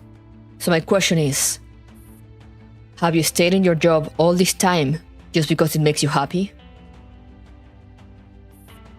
No. Then why are you still here? I have unfinished business and unfulfilled promises. Things are immensely difficult, but I like it here. You know full well, the adults can also feel the same way, but you're just ignoring that possibility and making the decision for them. I don't want them to suffer so much. I get that. I know a kid who had it really rough. Luckily, she's really smart, and she got a PhD at MIT when she was just 19. She could have done anything with her life, but she gave it all up and chose to go down the darkest, hardest path. I also wanted her to live a happy and carefree life, but that's not what she wanted. Baro shakes his head and chuckles helplessly as he recalls the girl's stubbornness. The commander downs the remaining contents in their glass and feels the burn in their throat. I understand how that feels. It's natural to want happiness for those you care about. But sometimes we make decisions not necessarily because they will lead us to happiness, but simply because that's what we genuinely want. Even if it means causing pain and suffering to ourselves. You're right. The two share another drink in silence. The silence once again fills the room. Kusanagi walks over from the window, picks up the bottle on the table and drains its contents. So, Commander, what are you planning to do? I'm going to rescue boys. Then I proceed with the original plan and restore the dolls' memories. I'll let them tell me what they want. Ah, that was great. Trauma is not service related. Yeah, all this time, it's only been 2 years. You know, all the shit that has happened, and it's been a lot of shit, it's just been 2 years.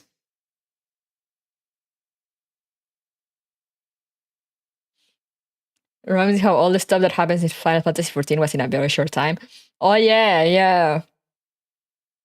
everything that went down during Final Fantasy XIV, like the first few expansions, I remember everyone thought it was like a few years, but apparently the dev said it's only been like a few months or something like that in game, and everyone was just like, "There's no way,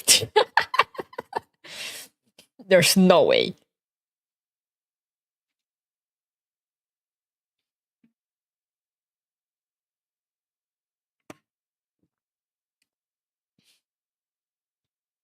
But yeah, was he talking about Purin? Imagine going through so much shit, time dilate, so you can experience even more trauma. Hell yeah. You love to see it. The next day, in an unknown area in Sector 2Z64. At the correct time, the commander logs into the virtual world to meet up with the major. Good morning, Commander. Please instruct on the operational plans for today. Let's close the shop for the day. Resting on the day after your grand opening. Are you sure about this? That'll give you some time to do some market research and study how the other shops are run. I'm also a bit tired. I want to take it easy today and have a stroll in the neighborhood. Understood. I will submit a comprehensive report. After ending the call, the commander heads toward their destination. Morning, Commander. Purin's sudden appearance behind the commander makes them gasp.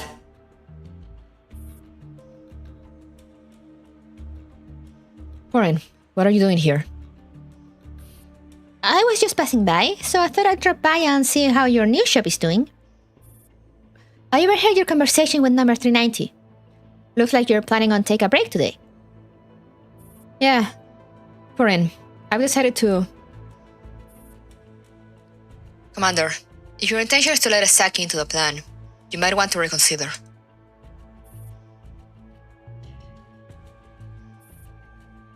What have you decided? I've decided to do my job properly. You mean you made up your mind to run your shop in earnest? Yeah. That's wonderful. Purin grabs the commander's hands in excitement. You finally decided to stay in Sector 2C64 and be with us forever and ever. How about some pudding to celebrate this? Pudding? Why pudding? Let's have some shredded potato stir-fry at the canteen instead. I've still got some urgent work to do today. We'll celebrate later. Okay. Purin skips along, but then she suddenly turns around. Alright, Commander. Have Bato and the Major still not connected to their prosthetics? Well, apparently someone has spotted a big, muscular man and a nimble woman sneaking into the Ministry of Love last night. I was just wondering if it was them.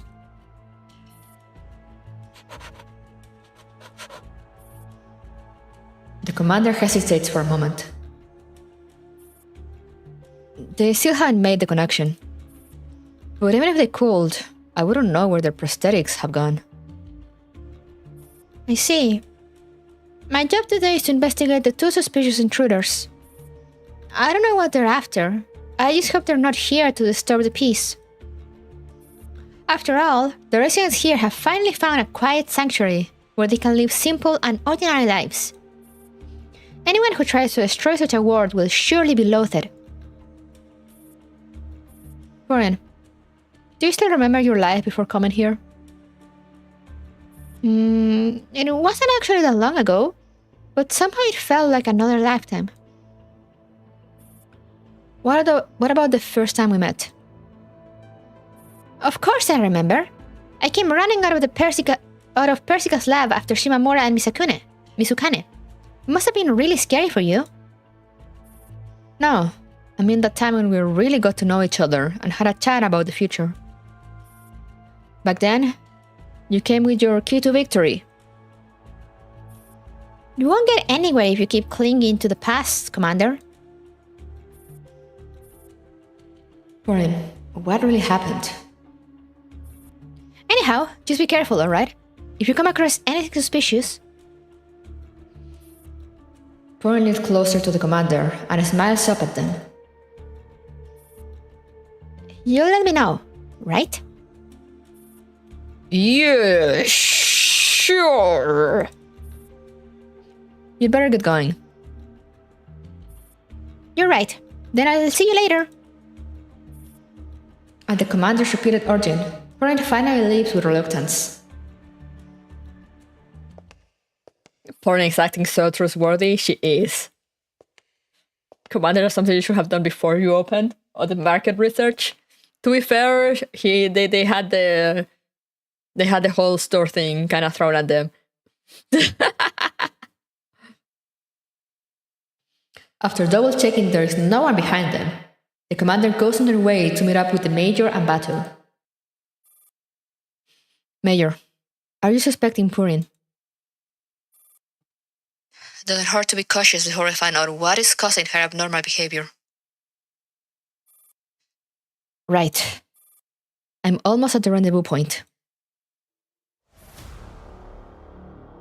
You're bringing your little tail along?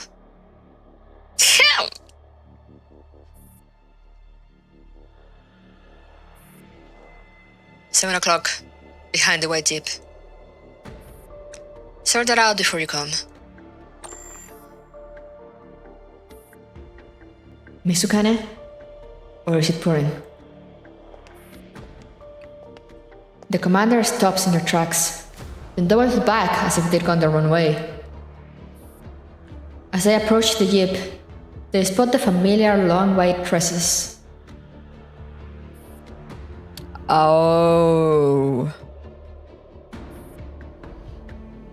Why are you following me? Didn't I ask you to?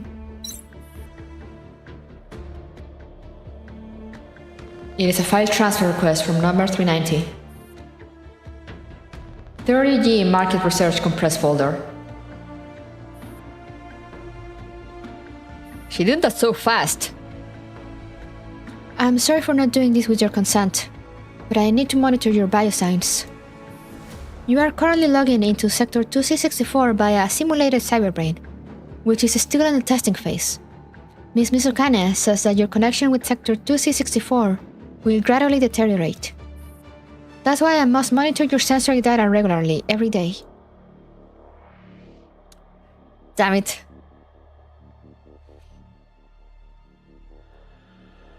What you experience with the simulated cyberbrain may feel very realistic, but as time goes by, your sensory input will deteriorate. With a cyberbrain, you won't have this problem. What symptoms will I experience when the connection deteriorates? According to the previous experiment reports, it begins with vision loss. Your vision will become blurry, like you're losing pixels. Then you will experience hearing loss. Sounds will gradually become more and more distorted until they sound like compressed sharp ringing. Finally, the last to go will be your sense of touch. Though by the time you reach this stage, your connection will no longer be able to sustain your activities in Sector 2C64. Oof.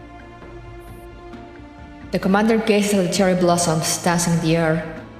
Even though they know full well that they are nothing but simulated illusions, they still can't help but be moved when their fingertips touch the delicate petals. Me after gaming all night. How long do I have until I start developing these symptoms? The deterioration process has already begun from the very moment you first got here. Don't worry, I'll stay by your side and keep a close eye on your physical condition. You don't have to follow me around. I'd like to be alone for a while. Is there nothing else I could do for you? Yeah, leave me alone. You've done a brilliant job completing your mission. If I need something, I'll... The commander is just about to turn down number 390's offer to help, but they change their mind when they meet her eyes. Restore the doll's memories. Let them tell me what they want. Actually, a question has been nagging me for a while now. I'd like to hear your answer. Please go ahead. If you were given the chance to choose between living in a ruthless reality and an ideal virtual world, which will you choose? A ruthless reality? Number 390 looks around at the clean and peaceful street in perplexity. Imagine if you were living in a chaotic world filled with danger and conspiracy. Right. I was born and grew up in a dark and dangerous world. Then a new world opened its doors to you. It was a peaceful and lovely place, just like Sector 2C64, except it was a virtual world. Now you're given a choice. You could either continue to stay in the dark reality, or you could enter the beautiful virtual world. Which will you choose?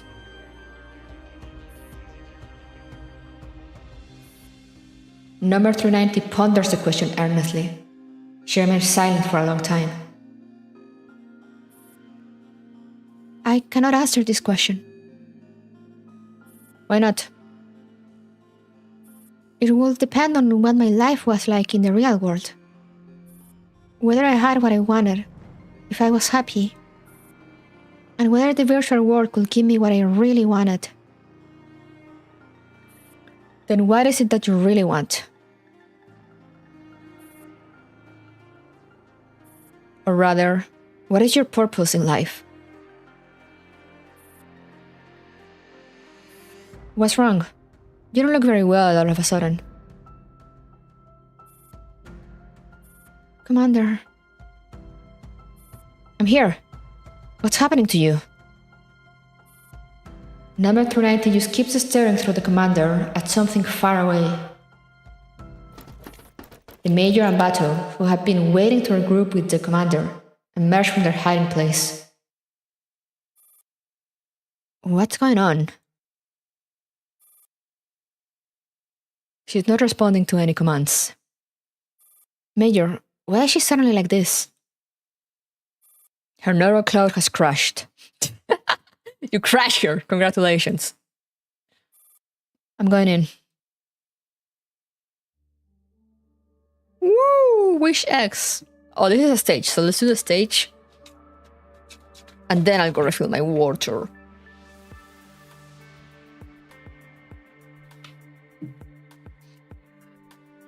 Damn, I know. Yeah, nice job, Commander. But yeah, those were some loaded questions. Alright. Oh!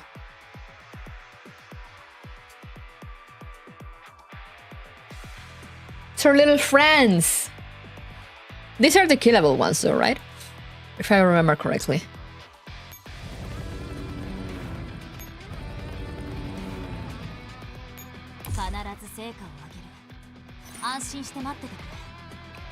Oh, it's a supply line.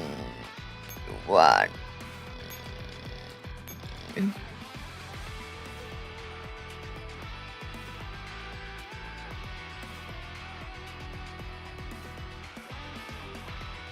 Wait, what do they have? What are these? Oh, these guys. I had never seen the illustration.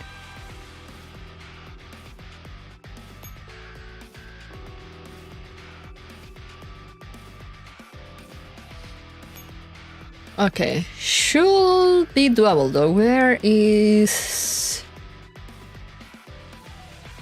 Where's the flag? There it is.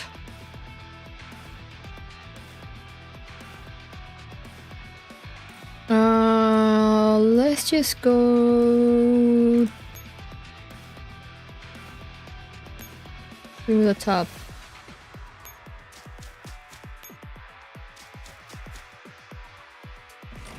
Oh, there's hidden enemies as well. Because of course there are.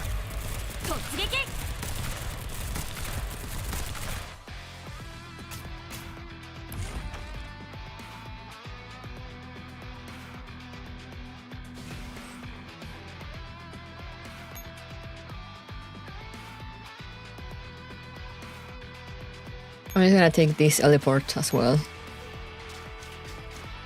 To be sure that no invisible guys come into my... 歯を食いしばって。 Come on, focus on the bombs. Come on, guys. Alright. 一歩遅れてるよ。まだ終わっていません。警戒を解かないよ。私は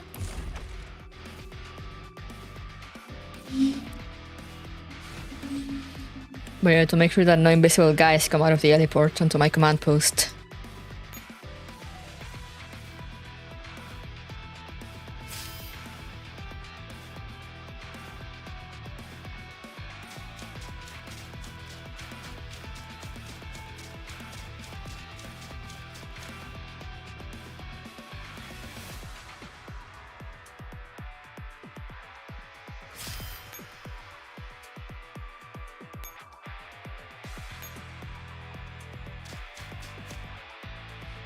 Let's just get rid of everything.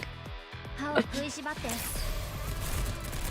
You know, nothing's easier than just destroy everything. コーラビーム。なんちゃって。ごきげんよう。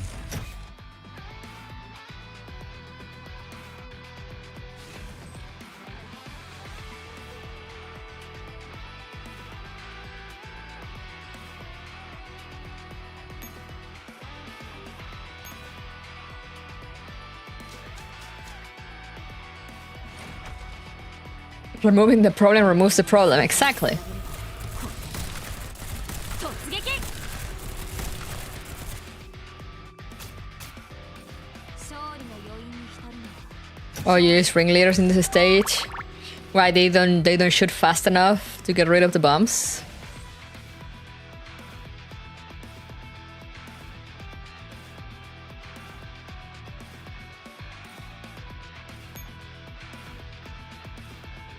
Can I deploy another one? No, of course I can't.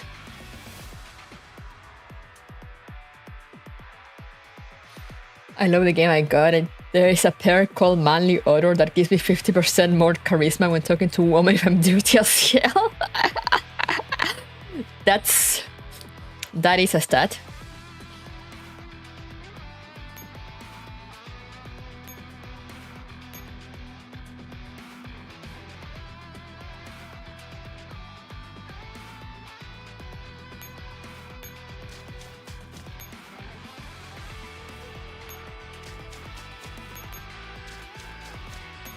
I'm just gonna move you here.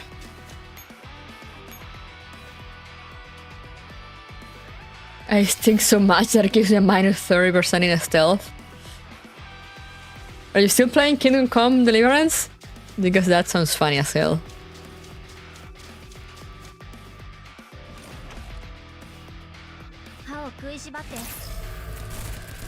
I saw an invisible guy take over my teleport down there. I did not like that.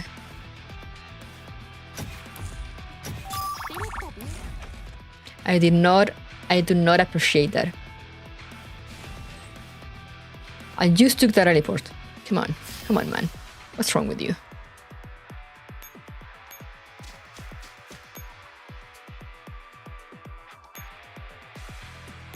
Let's go back down, I guess.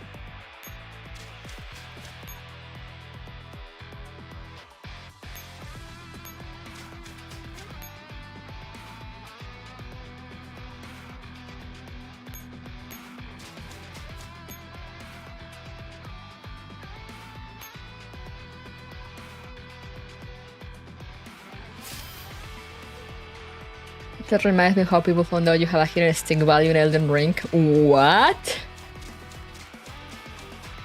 Is that boy I smell? Should I take the perk in honor of a Stinky Saturday? If you want it, sounds like fun.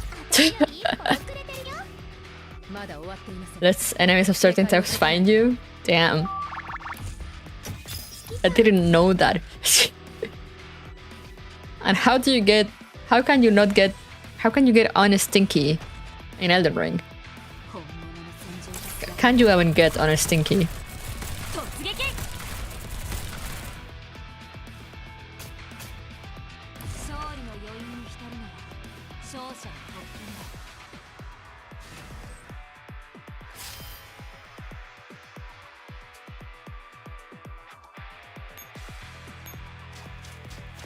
That's my heliport.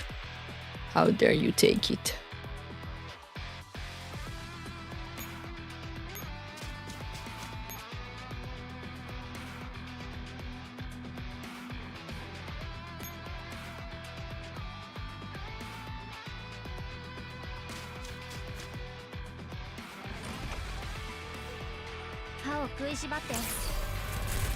If you use soap, it reduces the stink and it also removes poison and rot buildup from lying around in swamps.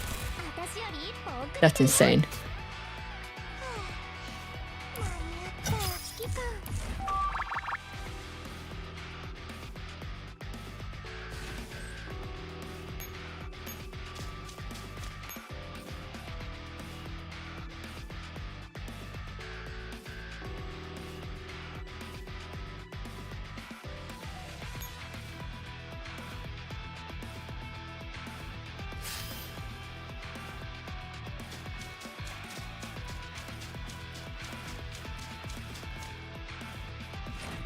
I see invisible things.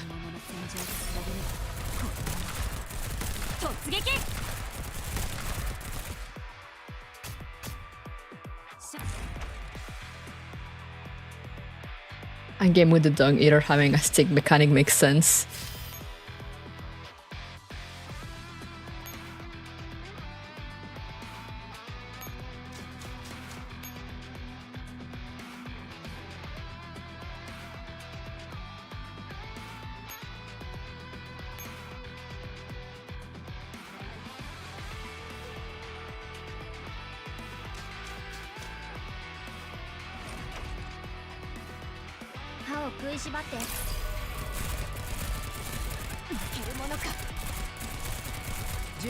That's a lot of weird boys.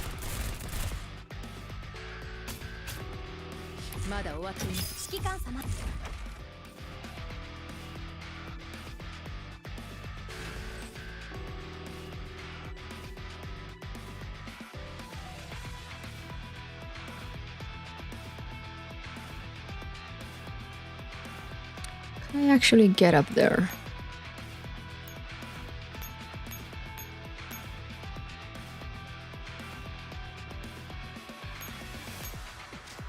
I can.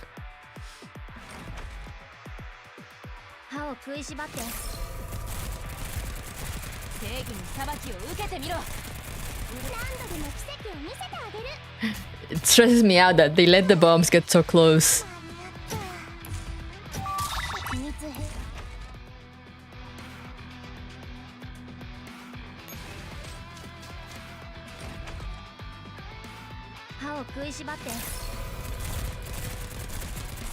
The pooper pariah, the shit snacker, the guy who just wants to make the world worse.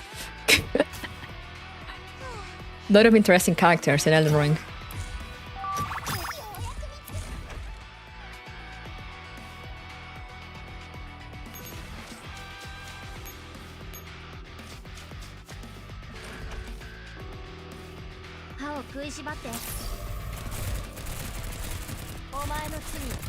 Okay, this is just a regular voice.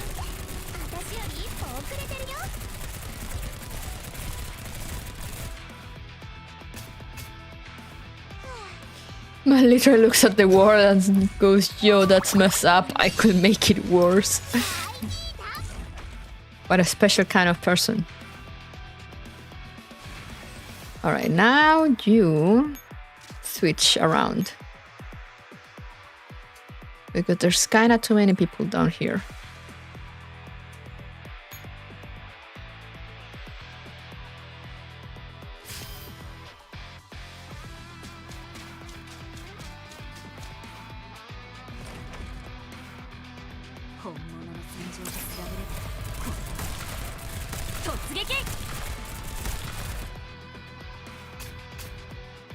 Alright, good. Good.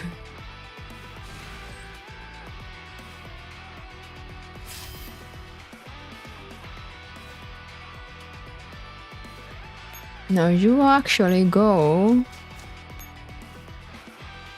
and take that teleport.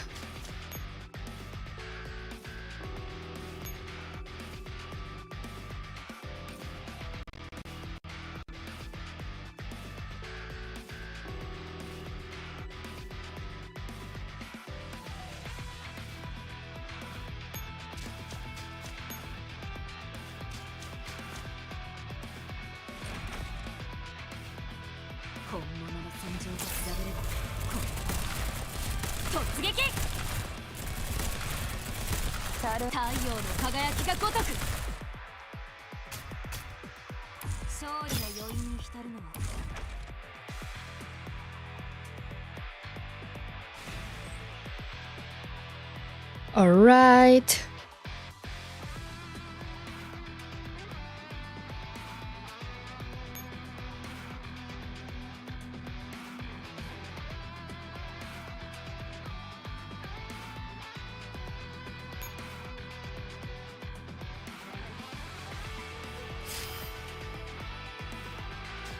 Supply line established.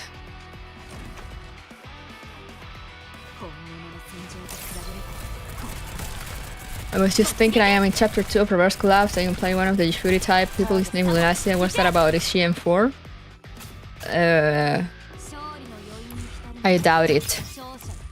It probably has something to do with Lunacia, you know, like the original one. But I don't think it's M4.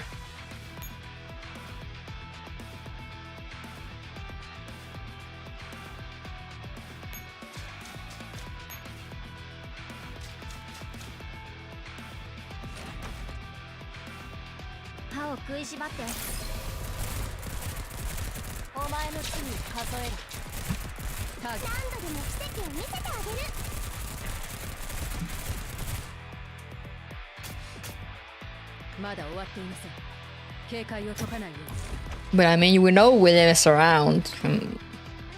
He's probably still just trying to bring Lunacia.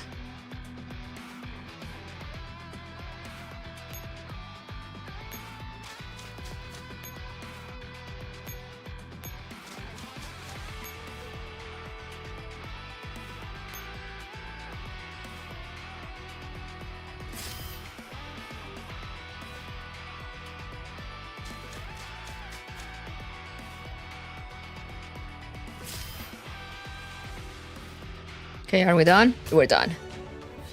Fucking William. For real.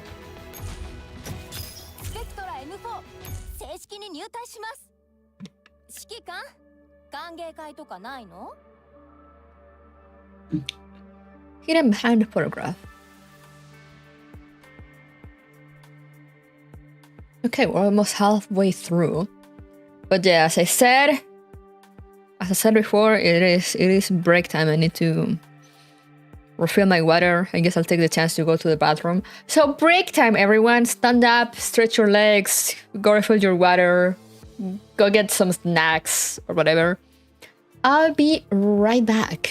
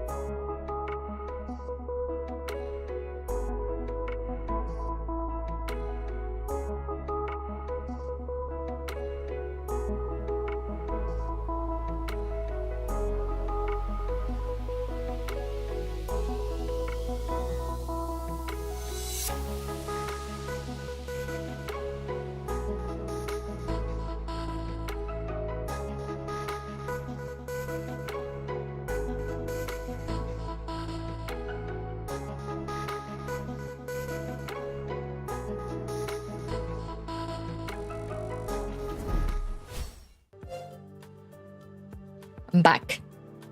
You guys miss me. I have returned with our filled water bottle. So we're ready to read for another 2 hours-ish.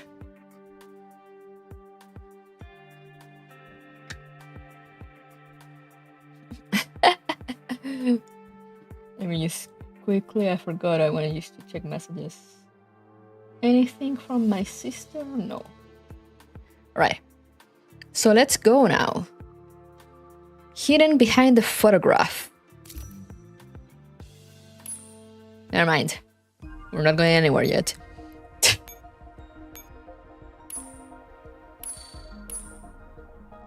指揮官、お待ちしておりました。早速今日の行動を開始してください。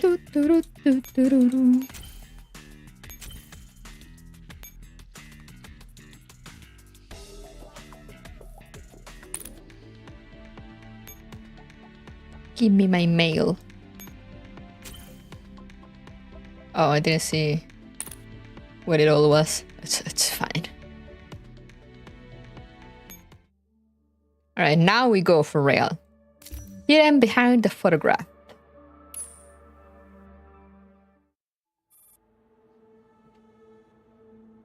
A few hours ago, in an interrogation room at the Ministry of Love, Sector 2C64. Ivy's sealed memories have been fully restored, but she still has not regained consciousness.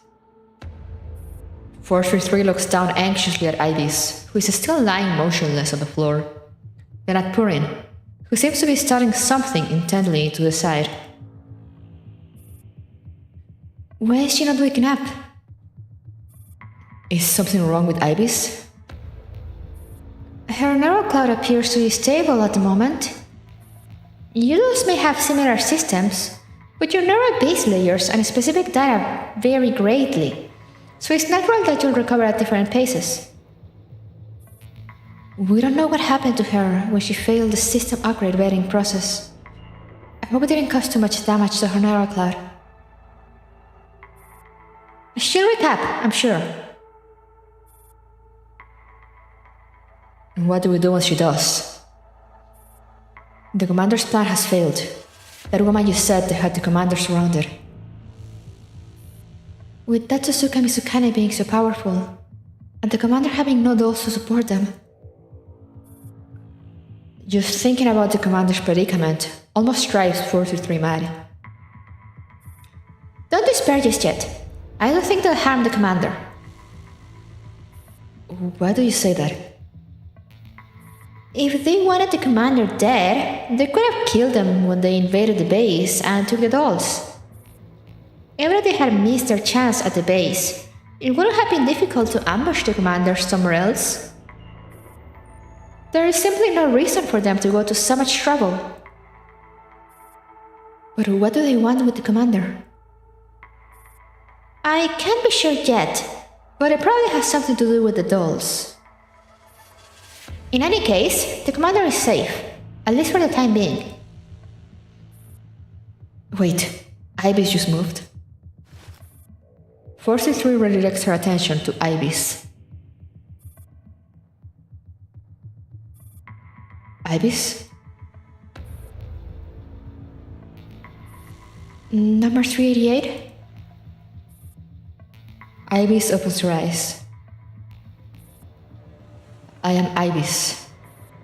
Sorry, it took a while to sort through my memory data. I think I understand the situation. State your identity and mission.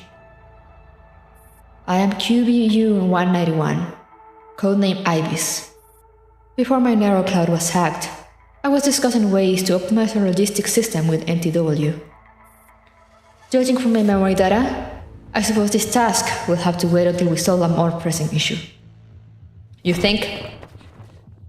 Ibis dusts herself off and gets to her feet. Looks like you're really yourself again. I'm so glad. Miss Ibis, do you remember why you're here? Also, how much does Suzuka Mizukane know of her plan? My neural cloud was implanted with false memories. which led me to believe that I'd always been working for the Ministry of Love. I came to this place because I was tasked with interrogating a suspect. For your plan. Your plan is to spread a virus to the door's narrow clouds by exploring a system upgrade's forced connection, right? If you know that, then... Yes, they all do. They have known since Miss Purin hacked into Sector 2C64. Huh? Hold on. Then they've been following our every move since the very beginning. Yes.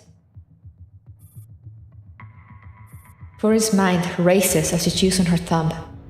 433 can almost hear the gears turning rapidly in her head.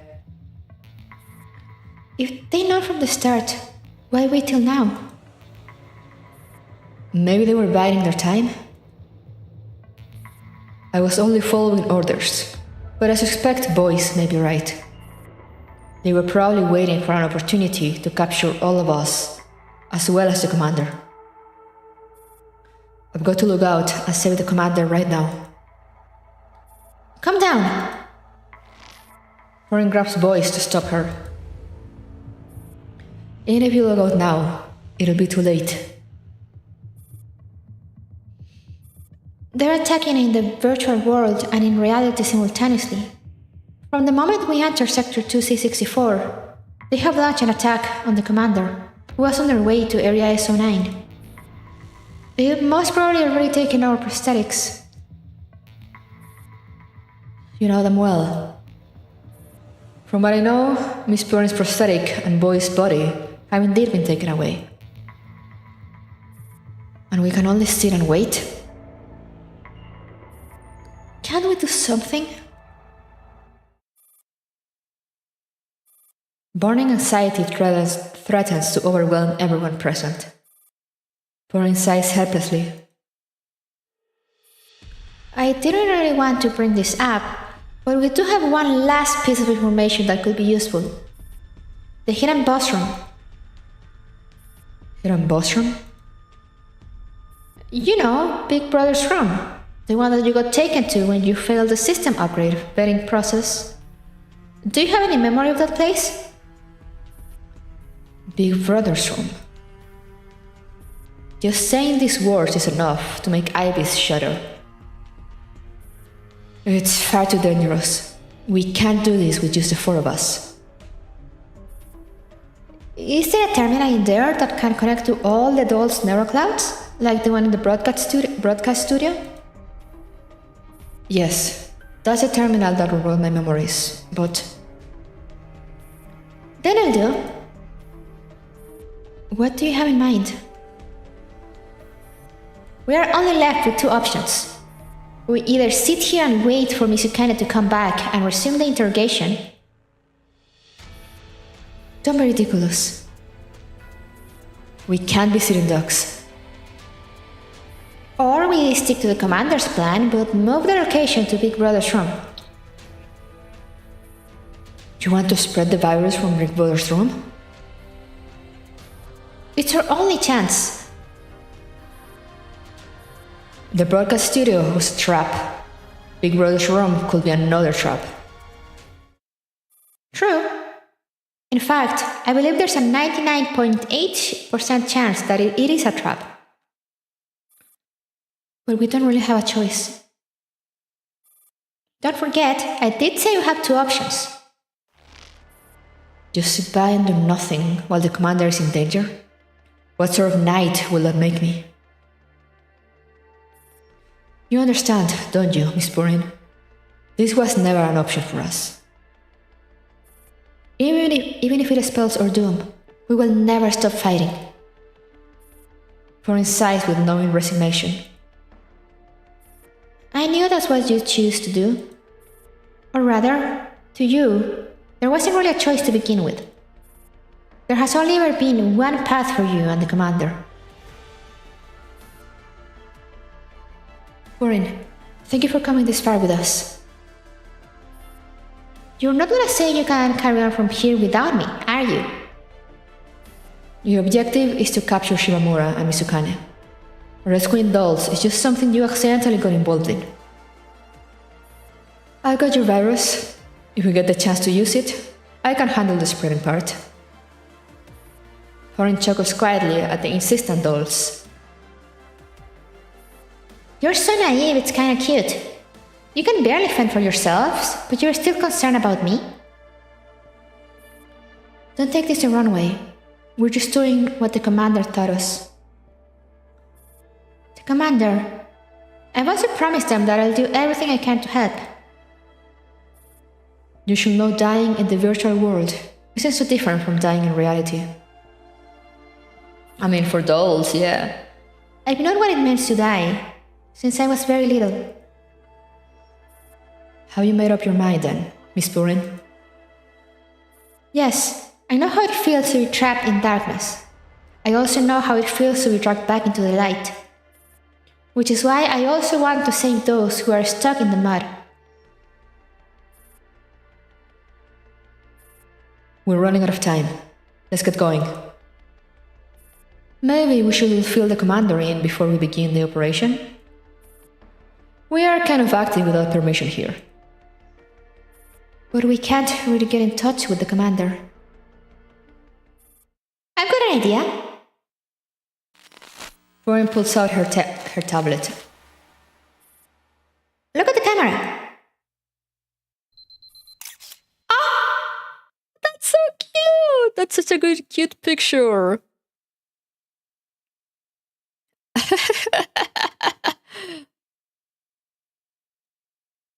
Ah, they're adorable.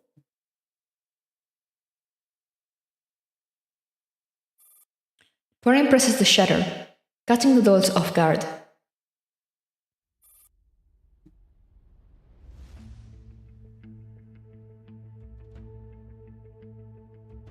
If I understood correctly, you just took a group photo of us. I'll send this photo to the commander. You may not reach them now, but once we manage to set up a link, they'll definitely get it. It will work. I believe in the commander, and I believe in us. 43 takes the photo from Purin and studies it closely. Why are we sending a photo to the commander? The commander must be in grave danger as well. Yeah, at least the four of us will be facing Big Brother's room together. But the commander will have to deal with the situation on their own. If they get this photo, it will hopefully give them a little bit of solace. Even if they'll only get it much later, at least we'll get our feelings across. What feelings? Our absolute faith in the commander, even at the very end. Also, this way, even if we fail, the commander will come and rescue us. 423 stares at the group photo dubiously. The commander may be perceptive, but I doubt they could read this much into a single photo. Oh, I forgot to mention.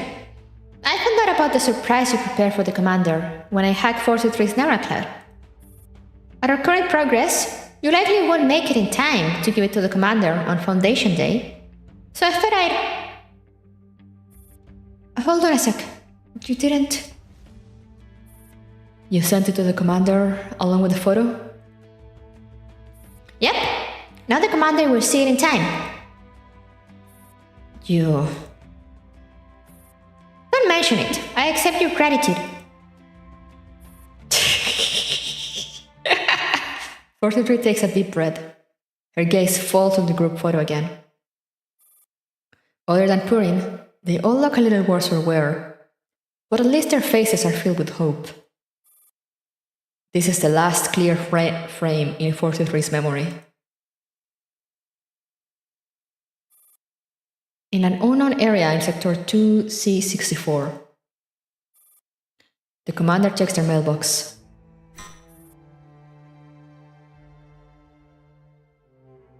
Not hope, that's like a gun to the head.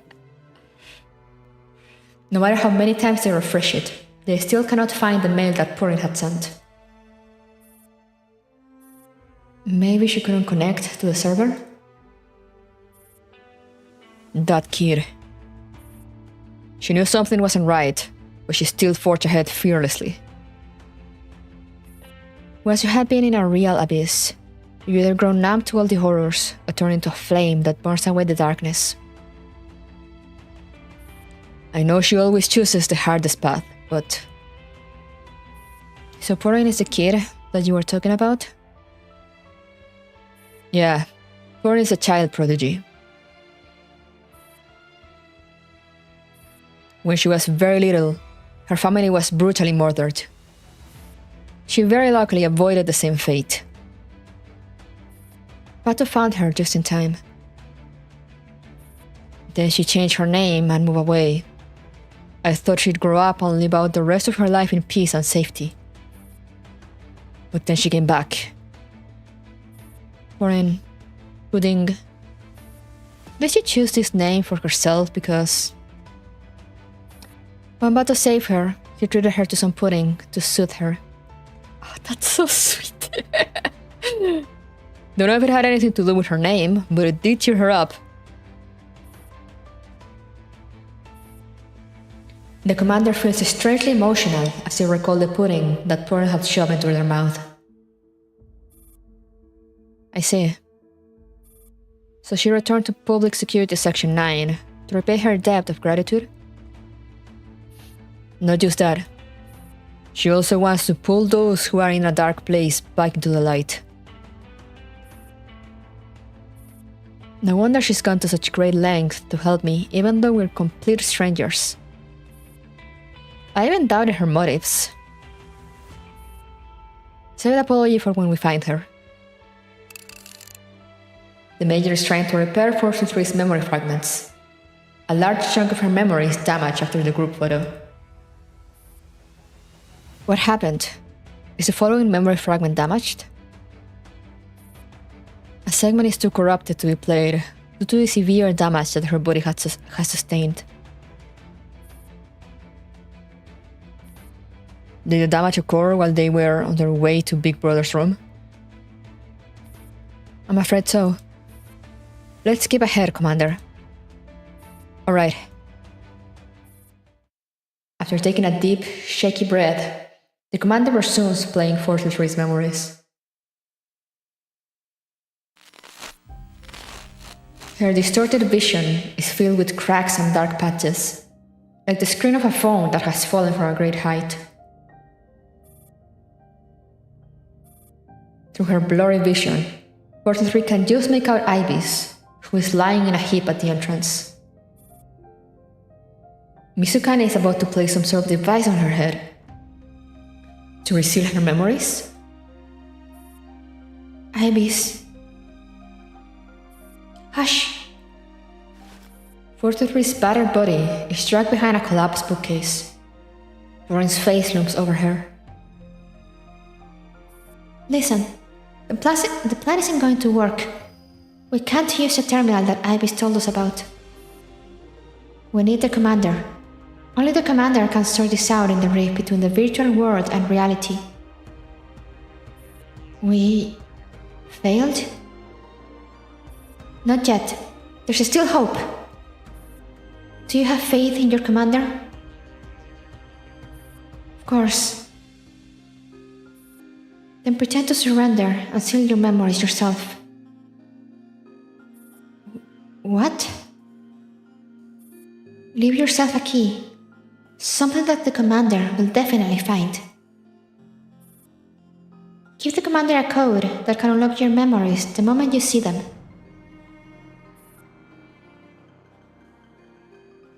Oh? Commander, why do you always work so hard? Work doesn't seem to bring you joy. Work by definition isn't something that brings joy. What is the point of working then? Work in this job gives me what I want. And what is that? The Commander merely smiles mysteriously.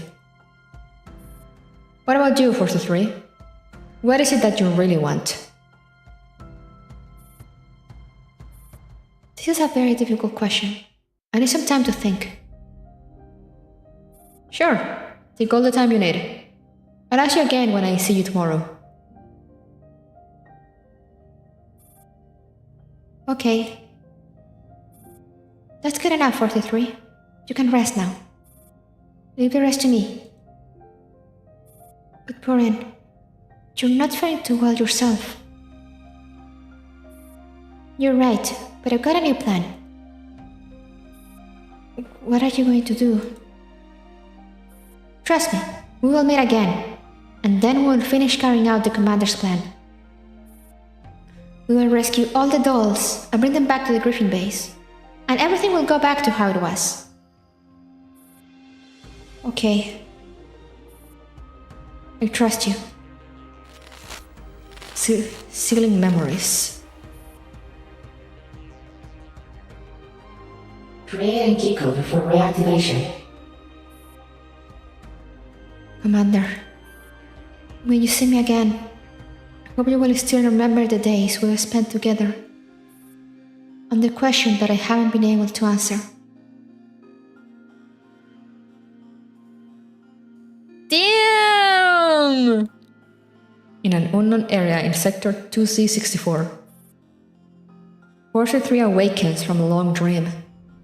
She blinks, her delicate eyelashes batting away her wooziness.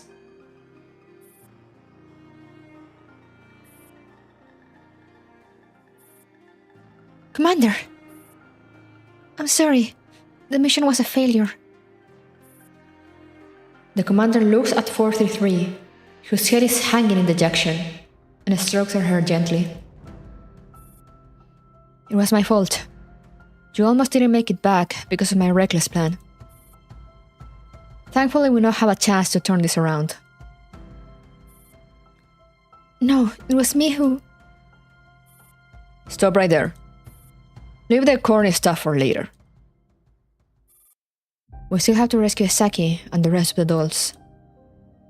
Right, we haven't completed the mission yet. Understood. Ah.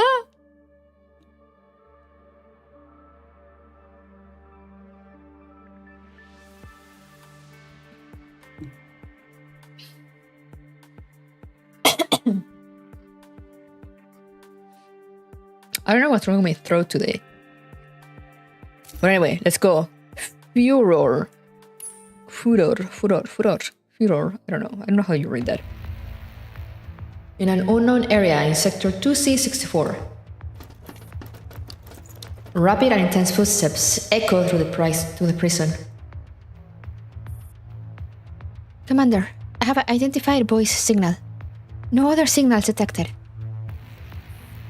Keep your eyes peeled and watch out for an ambush. Let's flank them as well. Make it a 3-prong attack. 43, how's your current condition? Yeah, no, that wasn't a sniff. A sneeze. I was trying to clear my throat. But thank you. 43, how's your current condition? I'm fine. Bato and I will flank them. You and 43 will have to take them head on. Copy that. Alrighty, see you later. Bato's and the mayor's footsteps split up and head in opposite directions. The commander follows after 433. Commander, we'll have contact with our target very soon. Right, I'll cover you. Gripping their gun tightly, the commander presses himself against the wall and rounds the final corner, revealing the final holding cell. Commander. She somehow looks so pretty there. Boyce is sitting with her back against the wall. She looks a little haggard. Boyce. Stay back. Watch out, Commander. A bullet lands right by the commander's feet. The commander looks in the direction of where the shot came from and finds a familiar figure walking out from a dark corner. Commander, this is a secret area in the Ministry of Love. Are you lost? Ibis. I found some booze. Didn't you promise to share a drink with me? Sure. Once this is all over, we'll drink together. A familiar face with a familiar smile. Number 388 drags Boyce to her side as a hostage and reloads her weapon. Commander, I heard a gunshot. Have you run into enemies? It's one of my dolls, but her memories are sealed. I see.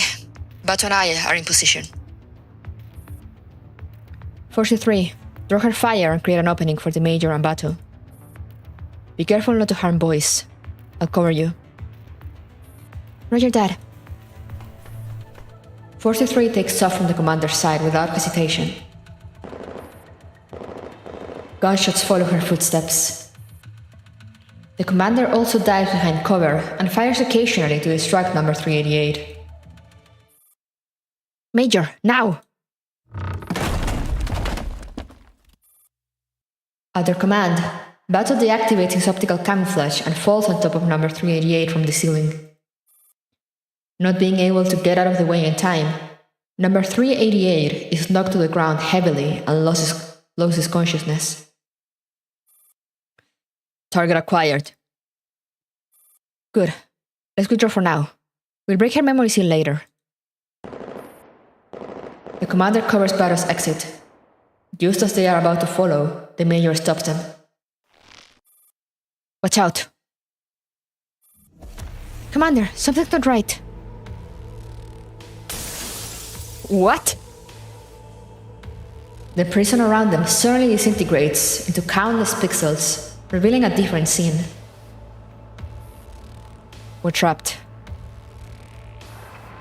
They use Boyce and Ibis as bait. Behind the crumbling pixels, a lone girl stands in the distance. Commander, why? Oh no, she's crying. Why did you lie to me? Didn't you agree we'd celebrate your decision to stay tonight? I'm sorry. What exactly went wrong? Are you not happy here? A world with eternal peace, where you can live out your days quietly. Isn't that what you want? The commander remains silent. Purin tries to approach. The doll next to the commander raises her weapon in warning. Not another step closer. Number 390, Major, Mr. Batu. Are you the ones who talked the commander into leaving? Purin's face is contorted with anger. You want the dolls to be happy. You want to make the world a better place. Did you not actually mean any of these things you said? You only really care about yourself. You change your mind after someone tells you a few simple lies. The Major puts a hand on the commander's shoulder, giving them a bit of comfort. The commander takes several deep breaths and shakes her head at Purin. Purin, they didn't lie to me. This was my decision. It's the same decision as when we first came up with the plan.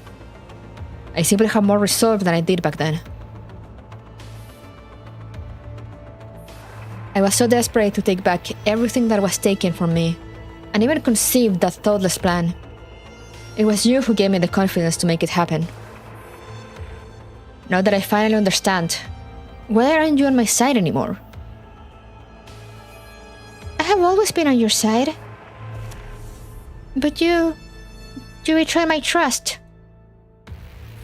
Purin? Purin's hand starts glowing with an ominous red light.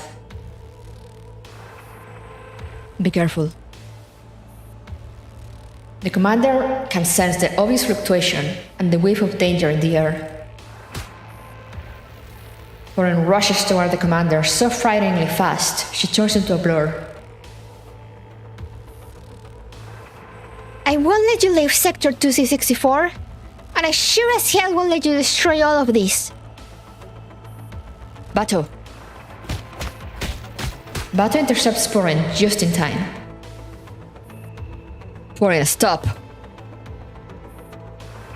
Protect the commander. Sure, I'll handle it. The energy field around here is starting to shift. Commander, engage with caution. Right. Commander, stay behind me. Having failed to capture the commander, Purin backs away and glares at them spitefully. You know better than anyone how precious peace is. I refuse to believe that you'd abandon this place.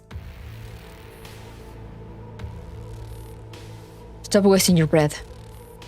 Focus on the problem at hand. Commander, prepare for battle. Understood. Shielded by the Mayor and Forcer 3, the commander peers nervously at the girl who is both familiar and unfamiliar. The commander suddenly feels a faint tremor coming from the ground and wonders if they are just imagining it.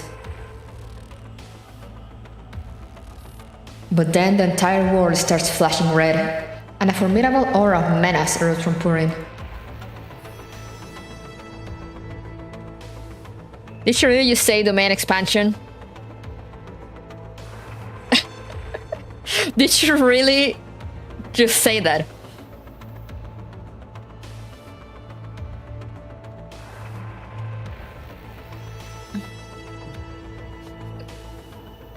Domain expansion!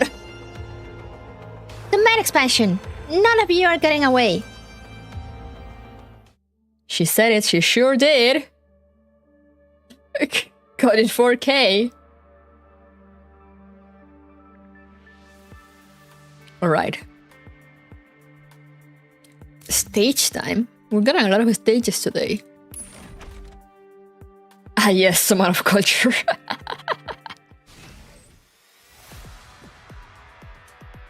Alright.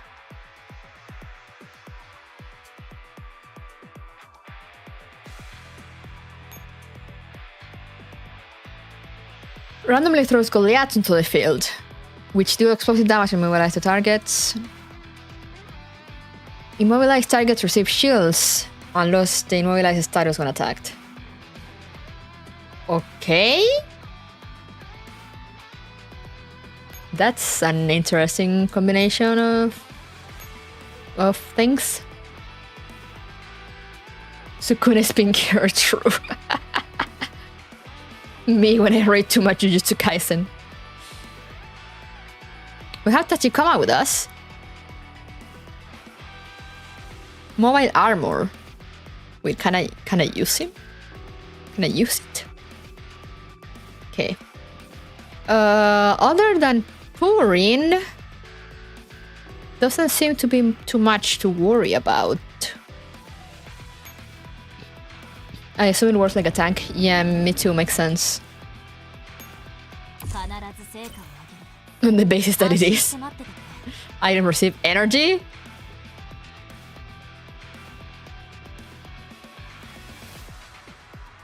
Okay.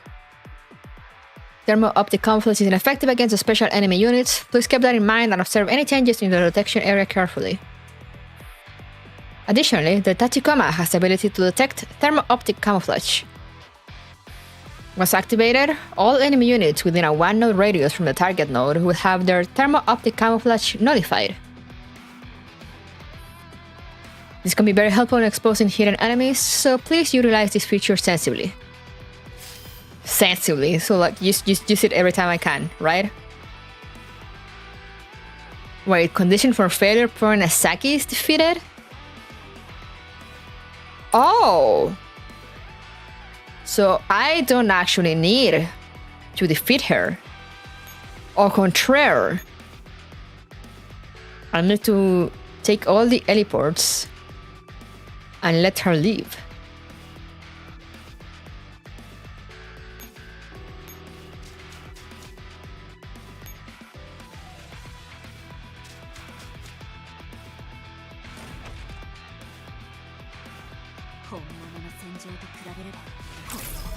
Interesting. Interesting.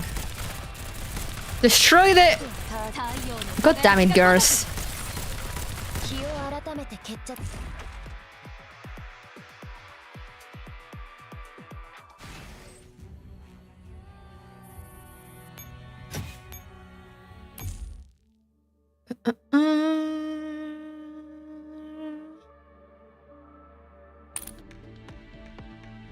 Would another team be better?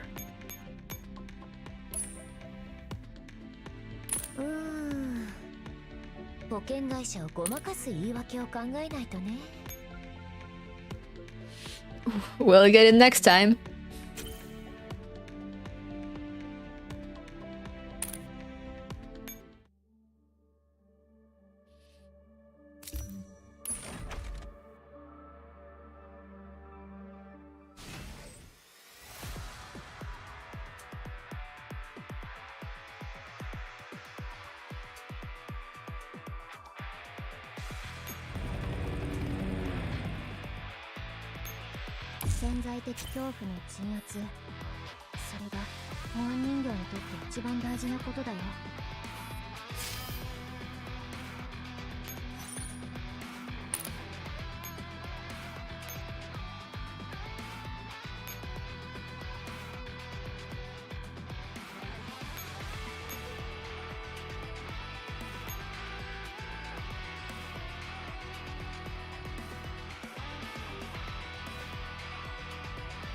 Can't the tank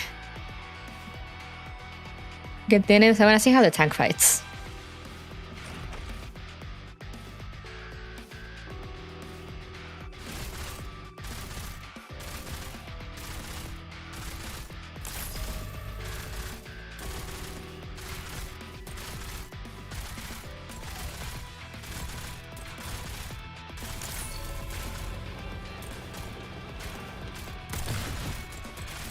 Oh.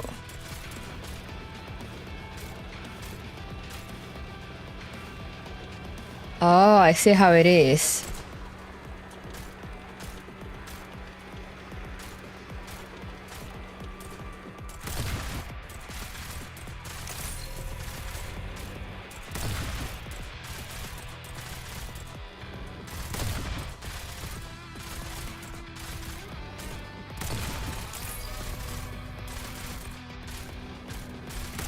Okay, I see how this works.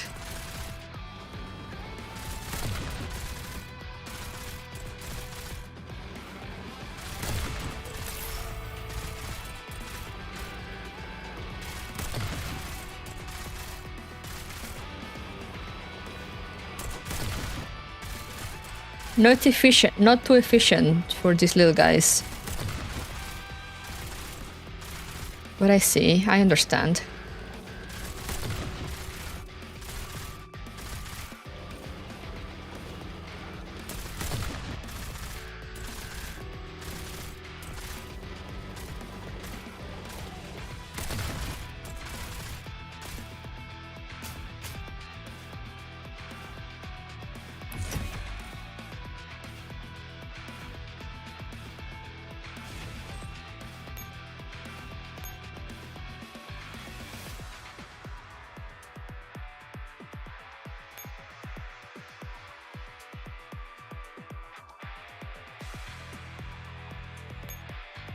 Now the real question is if I can manage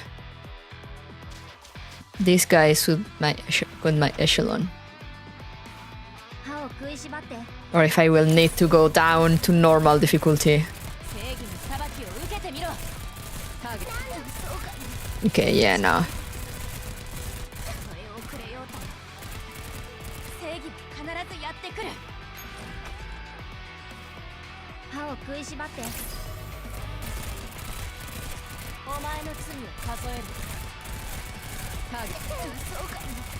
Okay, yeah, no, it's not enough. Not enough speed.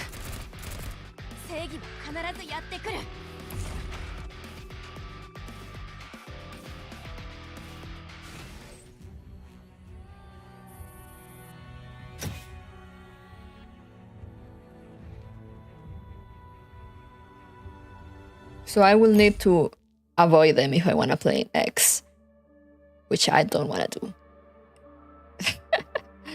So we're just gonna go back down to normal.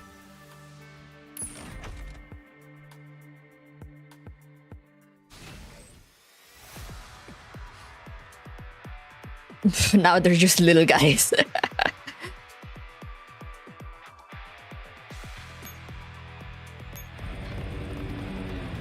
Wait, no, actually... Do I have this team built properly? I don't remember. I guess I do. 給料日ね行くよない That's a lot of damage. Alright. Now there should be no trouble.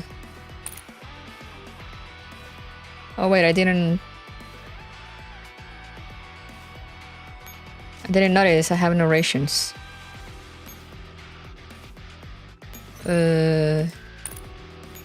Let's restart.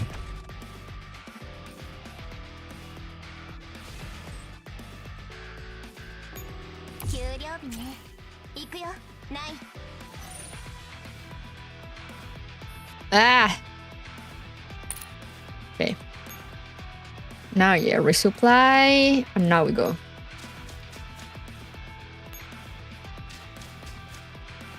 And now it should be easy. Easy peasy. 今度はどんな化け物かな哀れね虫けらが復讐のチャンス私今だ Now it's just a bunch of normal guys. 指揮官様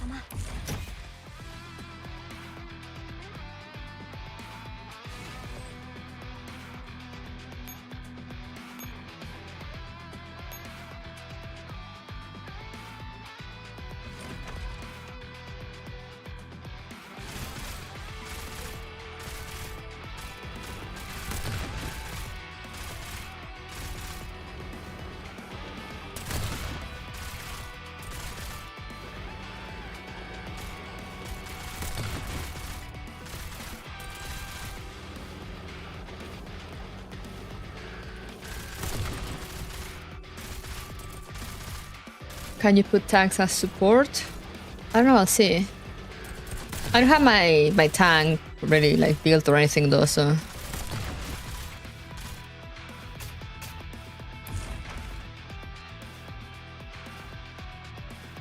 I actually just wanna see if I can deploy another echelon. Nope, just the one.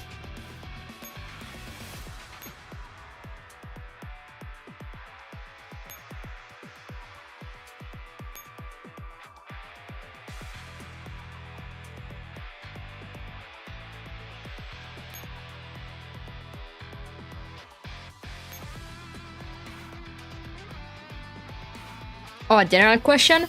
Yeah. So...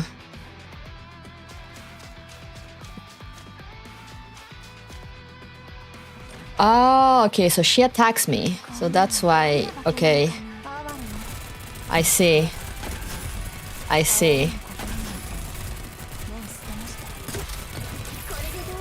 So, okay, so that's the difficulty of the mission. Aside from like the bombs. In the X stage, is that she actually goes for you. I see.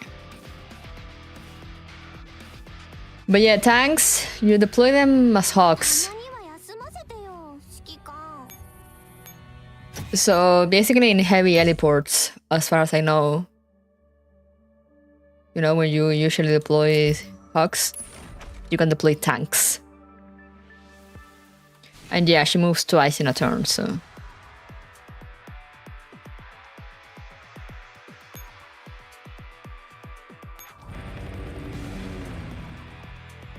Need to remember that. 給料日ね行くよない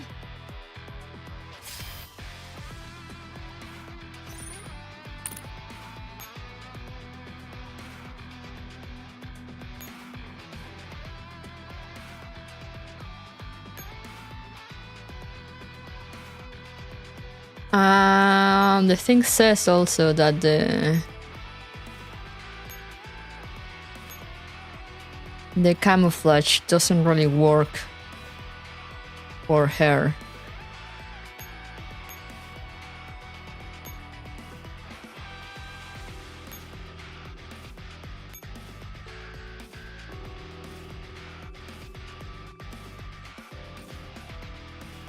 She has detection over all the map, because of course she does.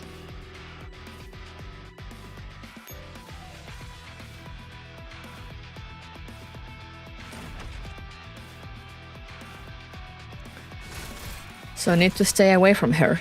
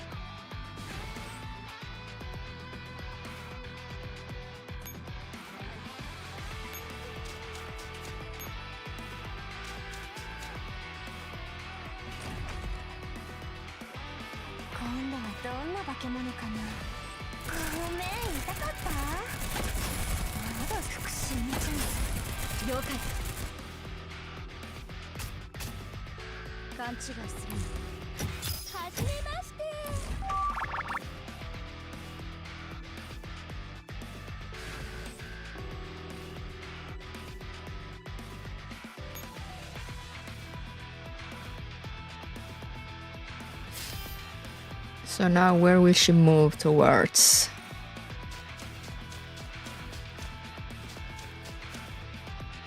Okay, she's moving towards tank guy.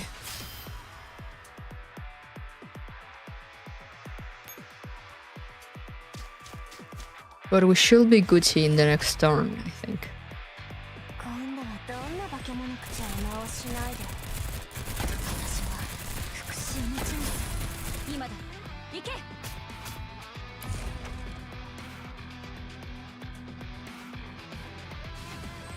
Now I just leave you there.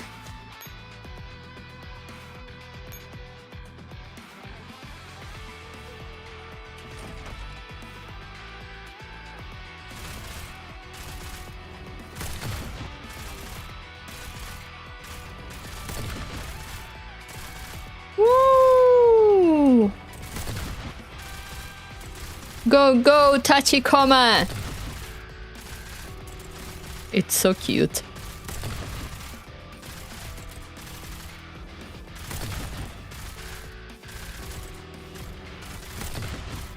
There we go.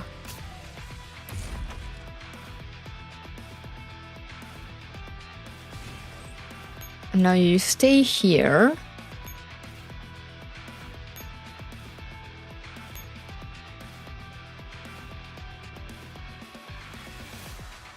And I think that's it. I think that's all the heliports.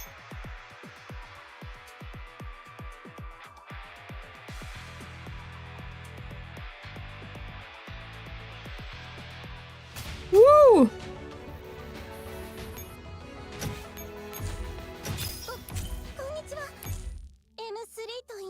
Easy peasy.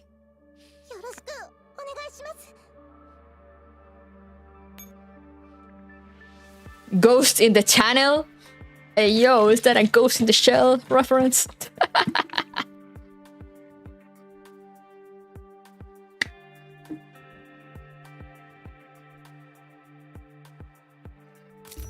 Ghost in the channel. It might send me to, yeah. Yeah, of course. Well, can they do that? Amazing.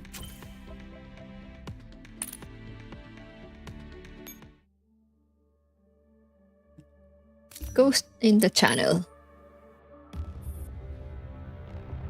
Within Purin's mental domain, the commander is painfully aware that Purin has the absolute advantage in here.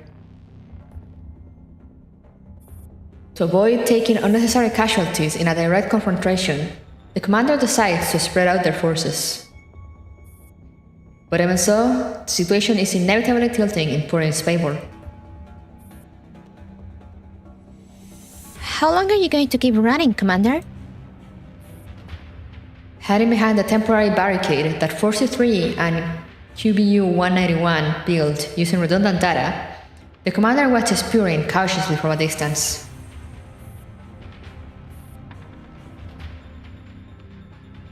Major, do you copy? The signal is still pretty clear. Good thing the encrypted channel is still working. How are things on your end? You're the one she's after, so we're relatively safe for now. Should we come over to give you a hand? It'll take us about 5 minutes to reach you. Let's regroup first. She's got too much firepower. We haven't been able to find an opening yet, so I advise against moving in now. Understood. After ending the call, the commander realizes that Purin is nowhere to be seen. Where has she gone? She went in the Major and Battle's direction. They'll probably miss each other. Okay, keep an eye on her movement. Boys, you still good? I'm fine. I finished most of the repairs. Commander, an unknown signal tried to establish communication with me a few minutes ago. Was it the Major? Or could it be Purin trying to pinpoint our location? Probably neither. The signal originated from outside the domain. I can't really think of anyone who tried to contact boys at a time like this. Commander, should we set up a connection? Do it. Boys, keep up your defenses. If anything seems off, sever the link immediately. Understood. That never works! Under everyone's watchful gaze, boys set up the connection. Who is this?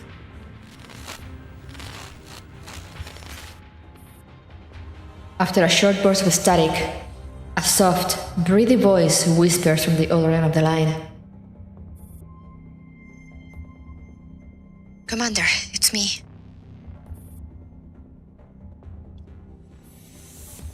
Whomst? The commander has no trouble recognizing the voice. In fact, the commander is feeling uncertain because they recognize the voice. Is it... And you are?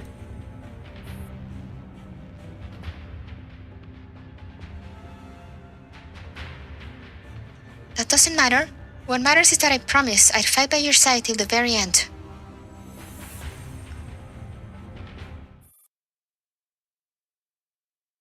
Commander, you need to get away from the barricade right now. What? With no time to think, the commander drags the dolls away from the temporary barricade out of pure reflex. A wave of heat rushes toward the commander from behind.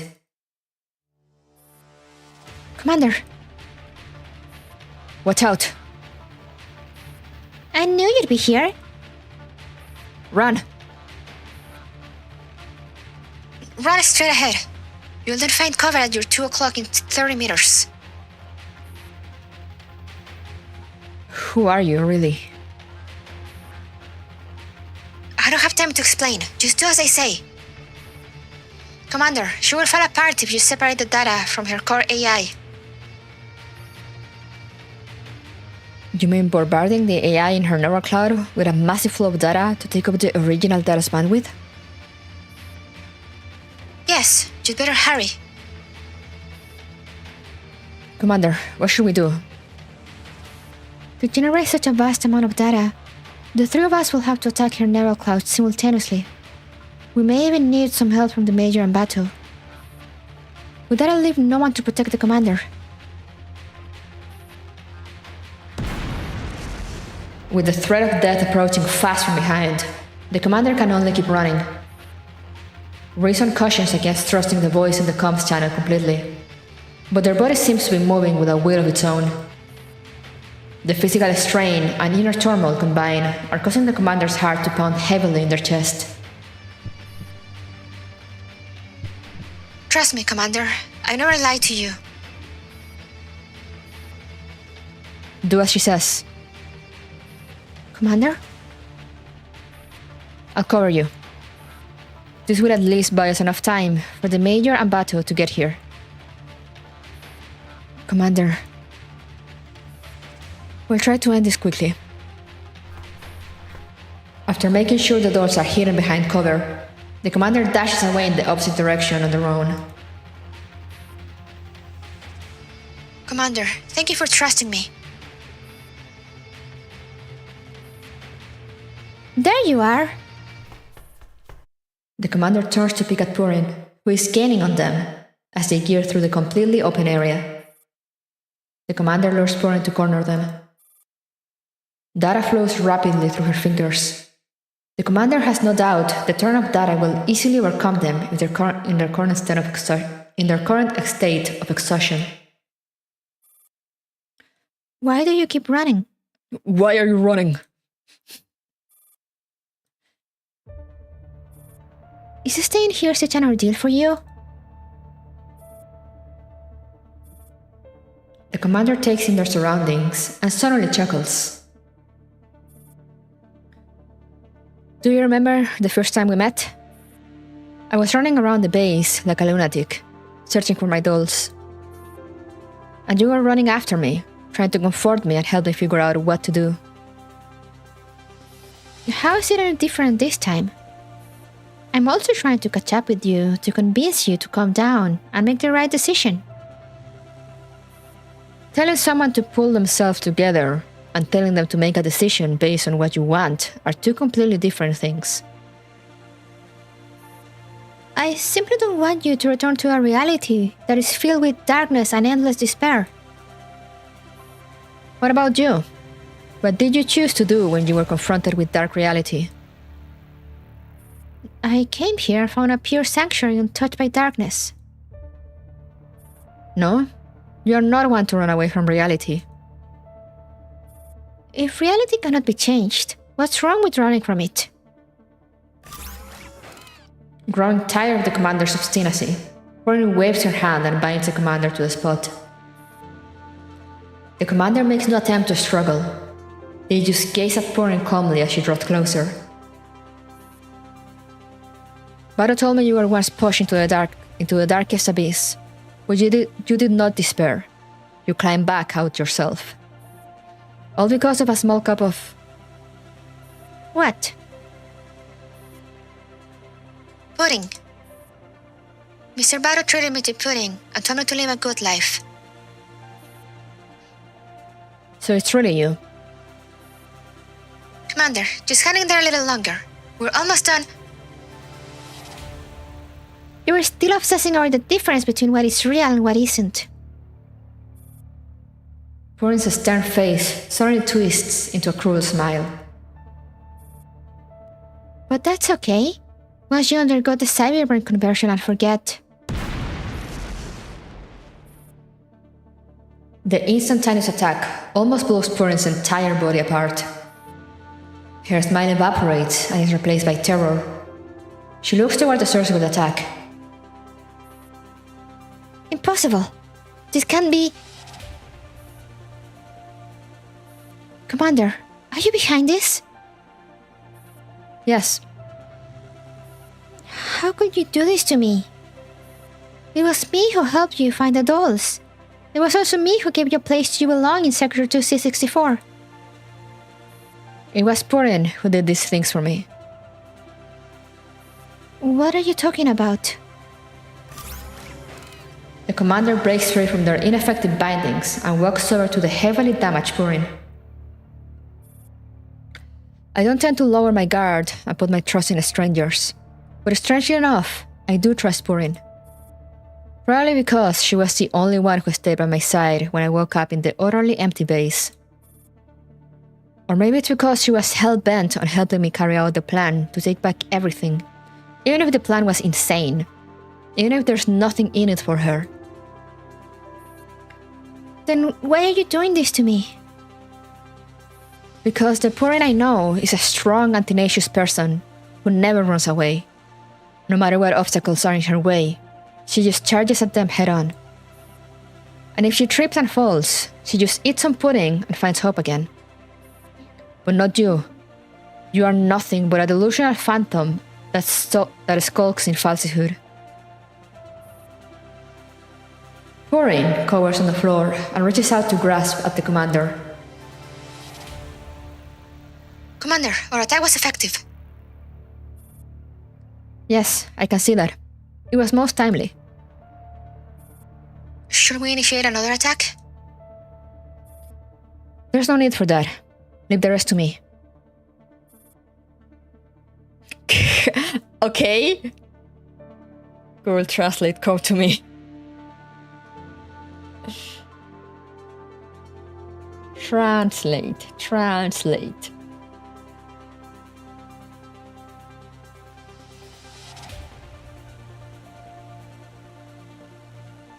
Okay, you says her name, but with a question mark. Commander, save me. There are so many things I want to do. I want to run that little shop with you. Eat pudding with you. The commander raises their gun. You don't even understand what the pudding stands for.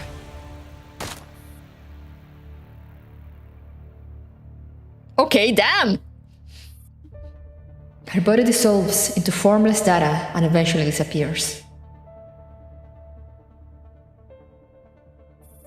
With the illusion dispelled, the commander returns to the cell where Boyce was being held captive. That was close. Thank you. The commander taps their communicator, but nothing comes through from the other end. Purin? The commander hears something hit the floor behind them. They whirl around and find a petite girl lying by their feet. Purin! Commander, You actually meant it when you said you'd always be by my side. did I come in useful? Yes. Don't talk. I'll contact the mayor now. Commander, I heard everything you just said. When we get back to the Griffin base, let's have some pudding together. Sure. But save your strength for now. Okay.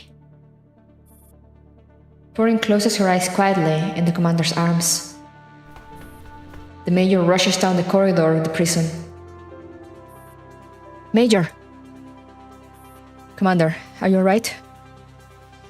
I'm fine, but Purin... Let me have a look. Whew! As long as these jails don't have illegal experiments, hopefully they don't.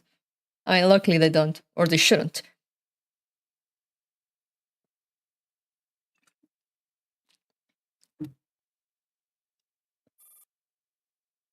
At a home where the lights are off and it is pitch dark. The small room is like a forgotten laundry basket in the corner, messy and giving off a terrible smell. Purin stands before the half-closed door, but seems reluctant to open it. She knows full well that there's nothing behind the door. But whenever she finds herself on the verge of despair, she always ends up back in this place. She feels like a ghost trapped in a labyrinth. Dad, Mom, Sis. You must have gone somewhere far, far away, while I'm still stuck here. It hurts everywhere. The fight with Takashi Shimamura has left her severely injured. She finally escaped with great difficulty, but she can't move anymore. She is utterly helpless as her mind drifts back to this place. Someone is still waiting for me.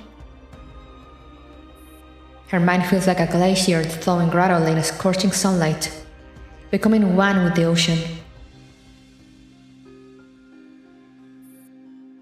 I trust you. Don't underestimate me. I've still got plenty of tricks on my sleeve. Foreign conjures up 2C64's AI, which he has extracted from the data. Right now, it is lying quietly next to her, just a harmless orb of light. I'm mistaking it all on you. A moment later, the mayor unplugs her data cable. With what? How reckless. What happened? Why did she have a doppelganger? The portal who led you into Sector 2C64 was a fake that Big Brother had forged using Purin's data in the virtual world. His motive was obvious, to turn you into a puppet that they can string around Sector 2C64. Then, while Purin was gone, I'll go into the specifics when this is all over. The mayor interrupts the commander before they can ask more questions. Purin opens her eyes and gets to her feet. She seems to have recovered some of her strength. Thank you, Major. I'm feeling much better. Sorry for causing you trouble again. There's nothing wrong with doing what you think is right. Agreed. Purin walks up to the commander. Commander, so you made up your mind? Yes, I've decided to carry on with the plan. Rescue the dolls and remove their memory seal. Then I'll listen properly to what they have to say. Very well. Now that you have the resolve, I'll be with you every step of the way. Don't worry, 43. It's really me. You're certainly quite different from the Miss Purin who had been giving me orders. So you're the real deal. Is it really you? Guess I can only prove it with this. Purin pulls up a photo on her tablet. The faces of 4 girls are shown clearly in the photo. We had this taken when... Feels a bit funny saying this again. But we're finally all back together. Yes, we're all back together again. But this time, we're going to succeed. The commander circles around the dolls and Purin, who are all buzzing with excitement, and makes their way to the major and battle. The situation hasn't really changed. We stick to the plan. Right, I'm ready. The most crucial part of the plan is all on you. No problem. For the sake of everything, I will not fail. The commander looks up at the dolls, but then their tablet suddenly chimes. It is a message sent a few hours ago. The sender was Purin Esaki.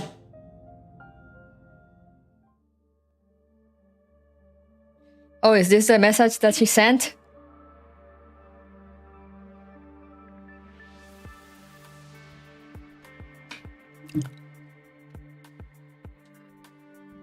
Oh, we're almost done, I think. Maybe I managed to finish today. How pog would that be? Crying pudding.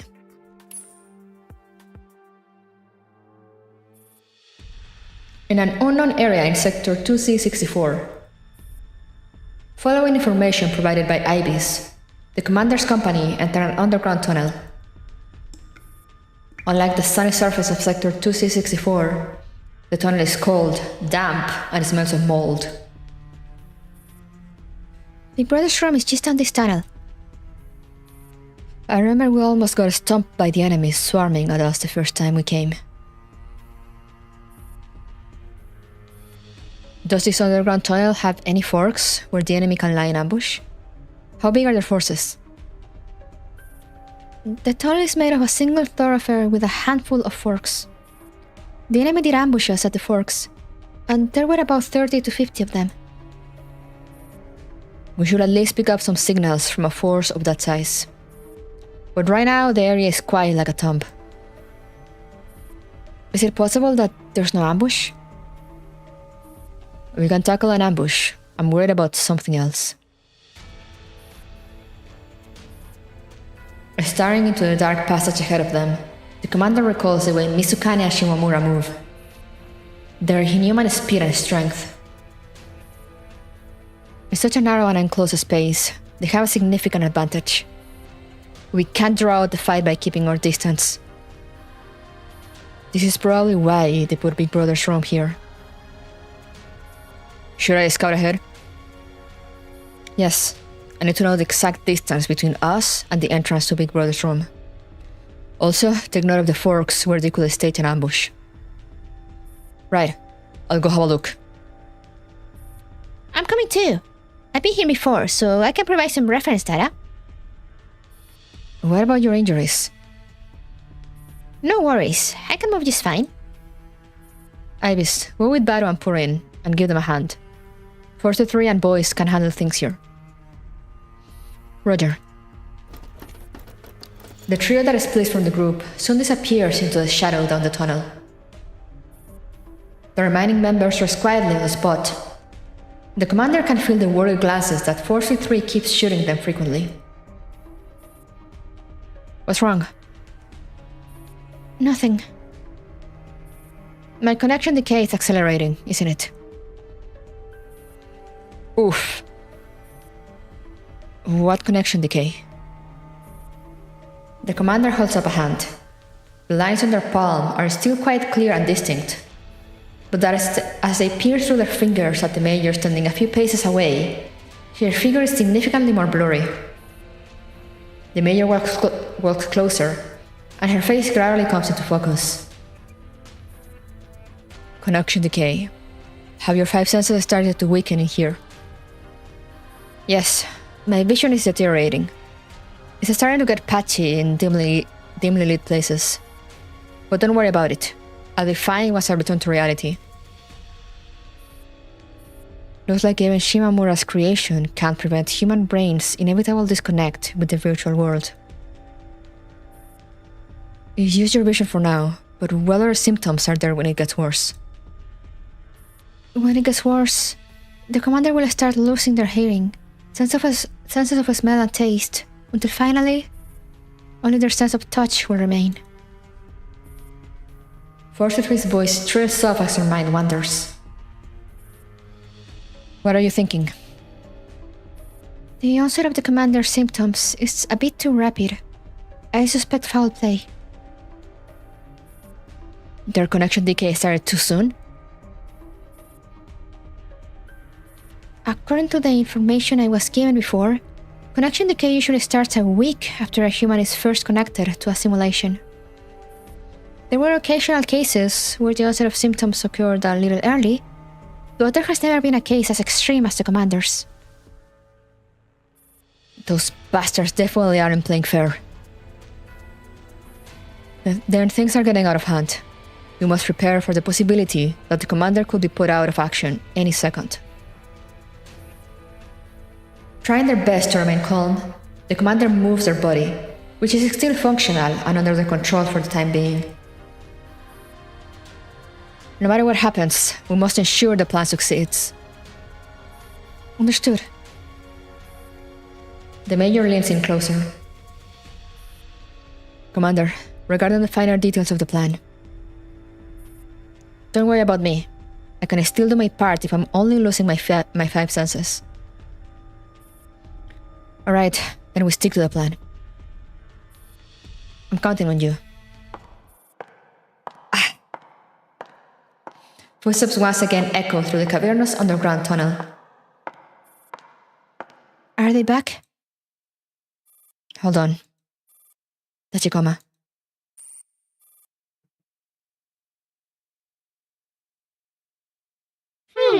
Whoever's coming is emitting signal interference.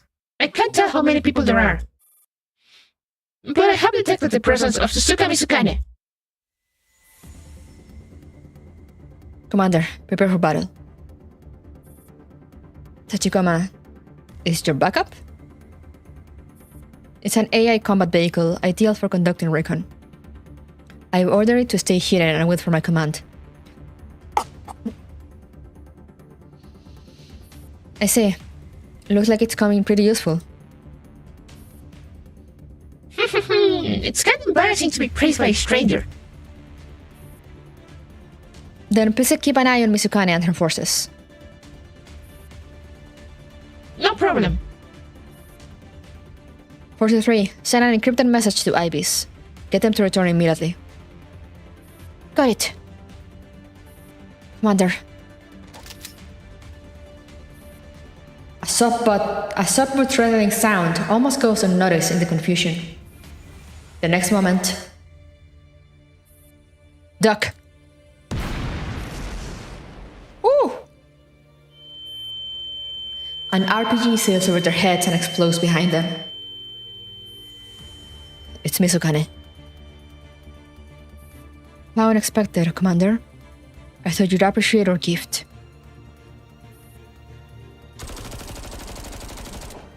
The commander draws their weapon, aims, and fires in one fluid motion in response.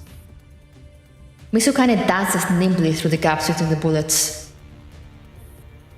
An unfortunate outcome. But that's alright. I will make you pay the commensurate price. Mizukane vanishes out of sight amidst the smoke and dust thrown up by the explosion. Tachikoma. Roger.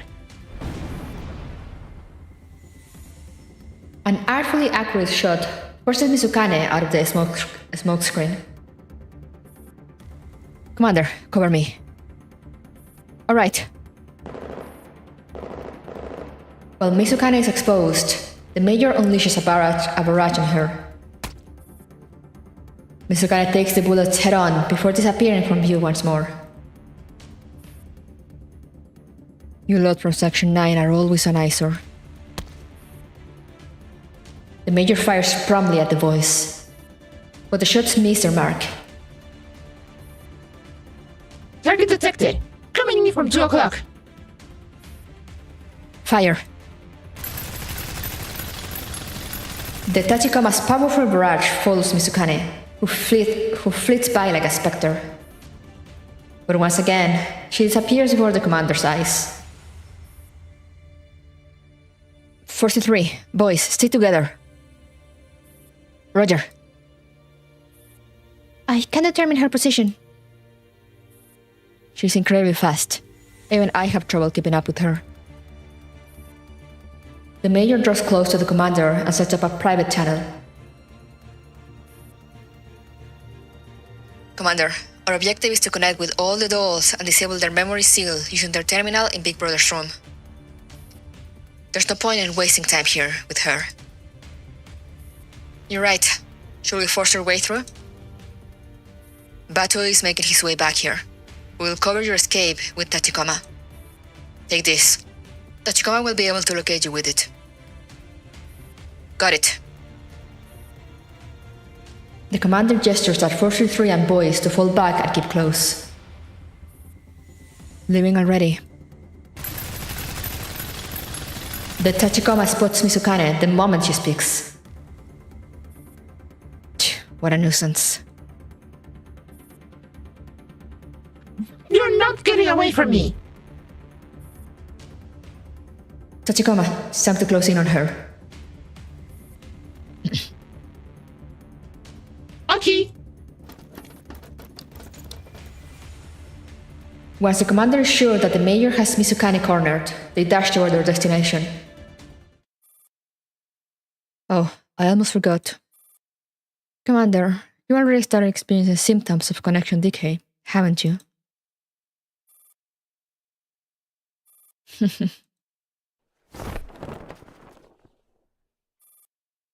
It is the sound of a coat flopping in the wind. The commander looks up and finds a young man dressed in black gazing down at them from a great height.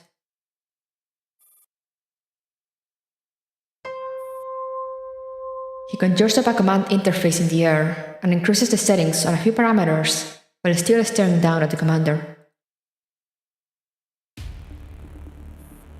The ground that was clearly visible a second ago suddenly grows dark.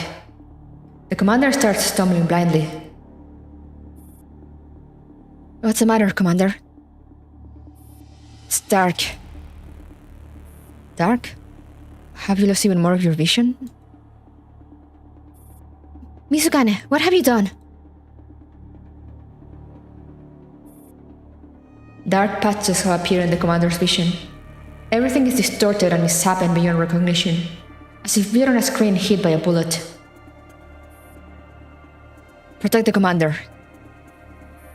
I'm fine. I can't see properly, but I can't keep going. Commander, how far can you run in your current state? The commander sees several blurry figures running towards them. Commander! What happened? Commander. Foreign, give the commander a hand. The major and I will cover you. On it! The people around the commander rush their protection. Distorted shadows strike past the corner of their eye in a blur, turning their world into a dreamland of abstraction. All the commander can do is keep running as fast as they humanly can. Oh, it's a stage.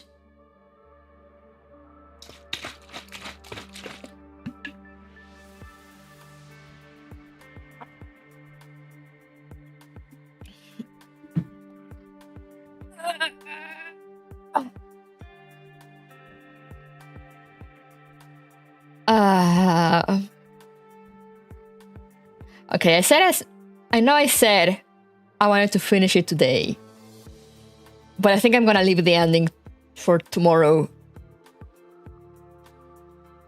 Because I'm feeling a bit tired. Vision, who needs that? Yeah, I know, right? Called it? Yeah. Yeah.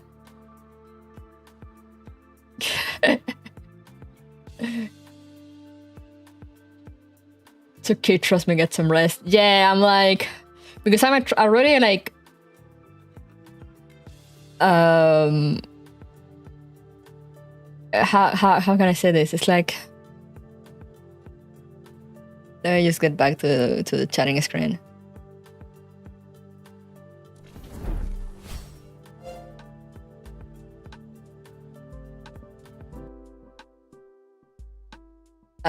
It's like, yeah, so close. So it's like, you know, I'm like conflicted. Like I was like, oh, I'm gonna just push through and finish it, you know, we're like right there. You're tired of shit. No, but I'm like having trouble reading properly.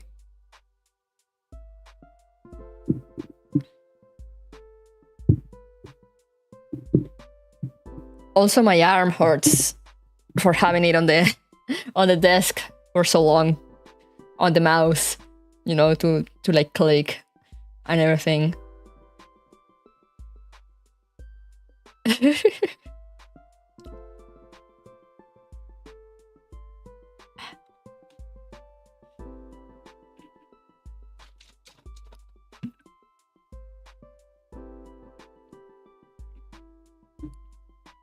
Like, yeah, like my arm is like kind of not numb, but like, you know, kind of aching. My elbow as well. I'm getting hungry. My mouth is getting tired. You will be surprised at how tired your mouth can get from reading. And it's like, you know, I feel like I want to experience the ending with more energy and more talking ability in me, more reading ability in me that I have now. I get tired after just talking for like an hour. Yeah. It's like, like, I don't know, it's like at random, you know? Because sometimes if you see my Gears Running streams, sometimes I can go for like 6 hours. No problem. And sometimes I'm starting to feel tired after like 3 or so hours. I think it depends on the amount of the story versus a stage that there is. And as it's been happening on collabs, there's barely any stages. It's mostly reading. Yeah, streaming is hard for your throat. Also, so I'm like, might as well just rest, get some food, rest a little bit.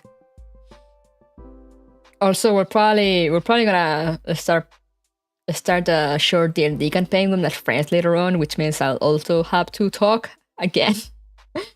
But yeah, we'll finish tomorrow for sure, same time. If we finish fast enough, depending on what time I finish, maybe I will stream in the morning. But yeah, we'll see. It depends on how long it takes me, but considering there's still... It's only 4 stages, but you know, it's like between stages and text. And usually the last ones, the last story notes tend to be longer.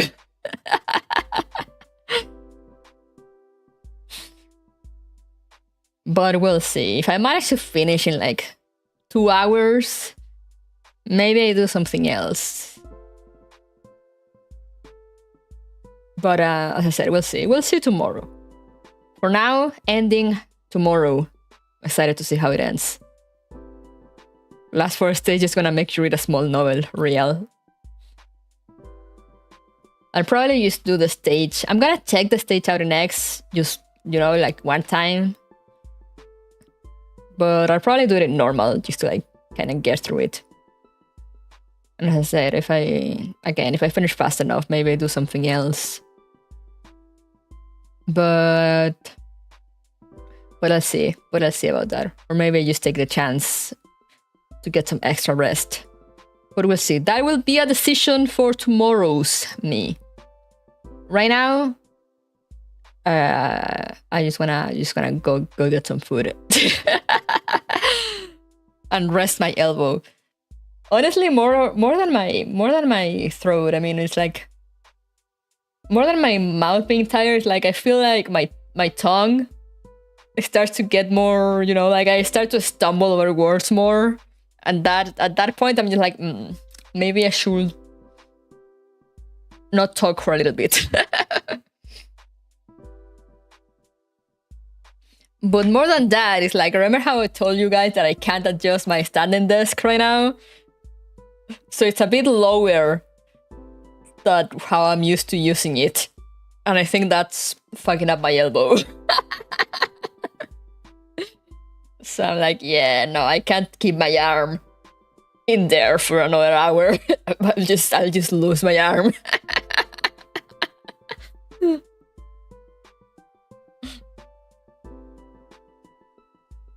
Because usually when I take like long sessions, sometimes like I'll adjust the desk like up and down so it's not in the same position all the time. Like I'll stand up, then I'll sit back down. Or sometimes I'll just adjust it, you know, like just a bit higher or a bit lower, depending on how I'm feeling. But now I've been stuck in the same position at the same height. And I don't think it's a good height for me. I think my sister left it set up.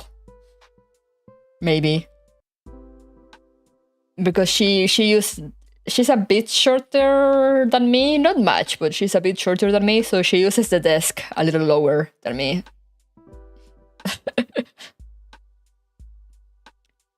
So yeah, big oof.